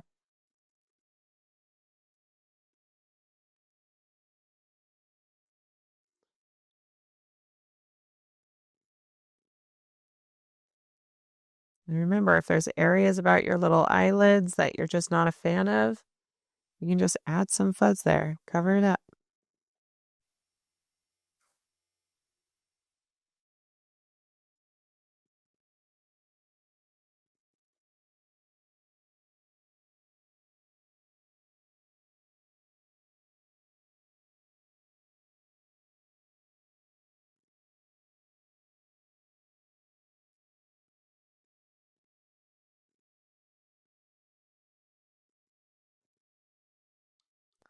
I'm going to add some little white eyelashes.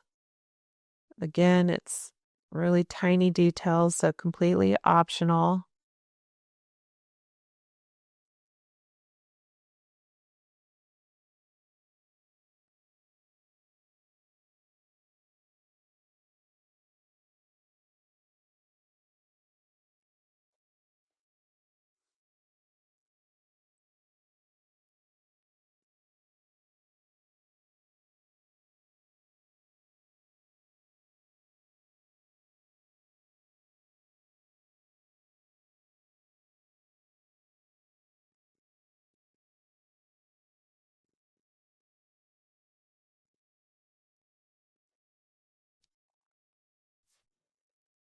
I like the idea of adding some of the white hairs along the top of the ear so it looks fuzzy.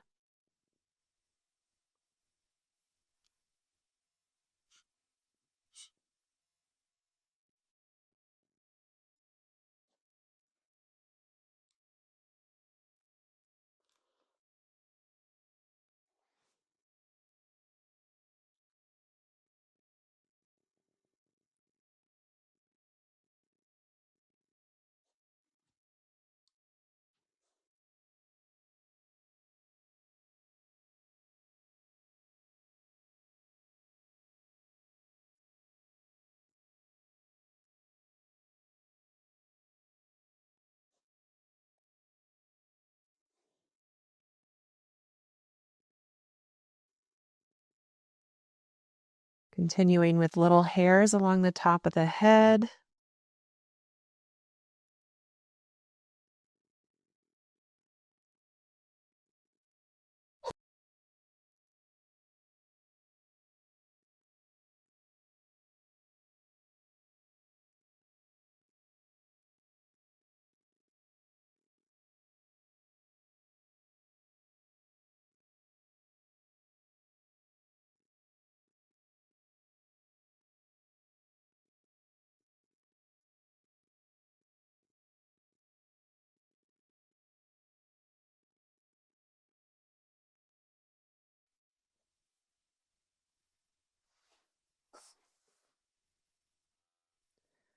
I'm going to try and get some more eyelashes in on the opposite eye.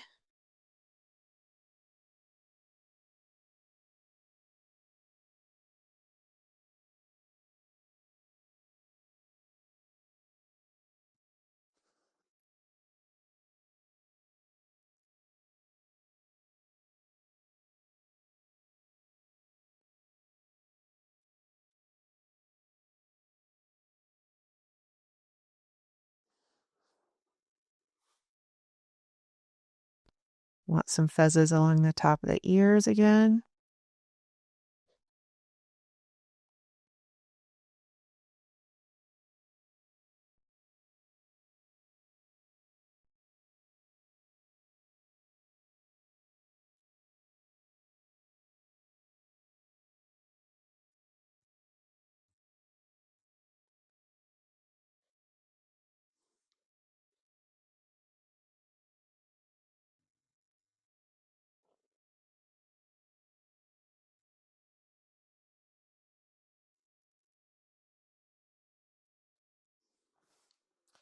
I definitely want some fuzzes that kind of come on the inside of the eyes.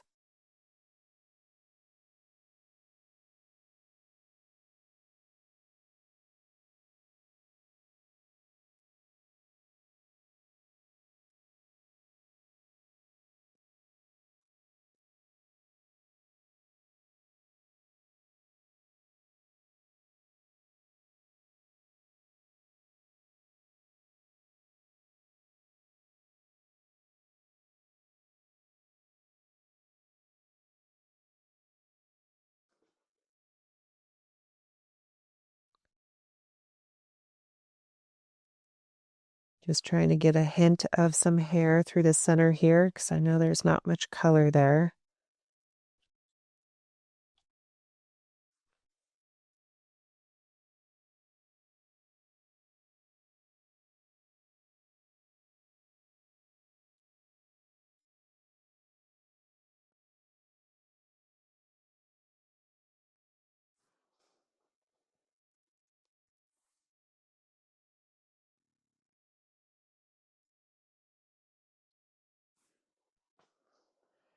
I might add just a little bit of a reflection on the eye, just so it looks like it's shining. And now I'm going to bring a little bit more of my attention down towards the nose. So on the nose, I want there to be a little bit of a shine so it kind of reads as wet. So I'm just adding some of that bleed-proof white. I can also use this same white, but I want to wipe off any excess paint. And I can create just little wispy hairs for on the nose.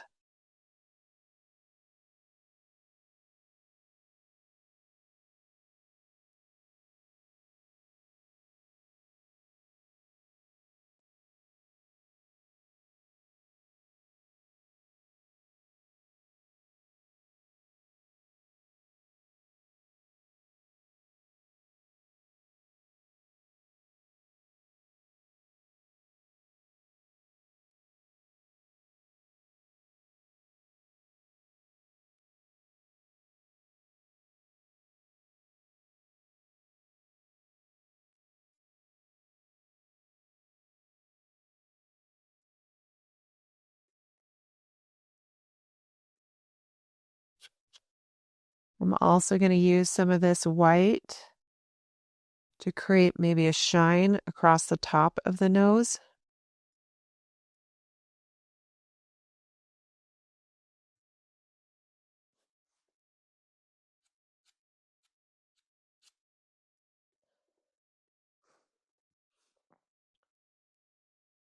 But otherwise, I am really running out of things to do with this pig. So I hope you really enjoyed this tutorial. If you do paint it, I would love to see your finished paintings or just leave a comment. And if you haven't already subscribed, hit that subscribe button and give me a thumbs up. Have a fantastic day.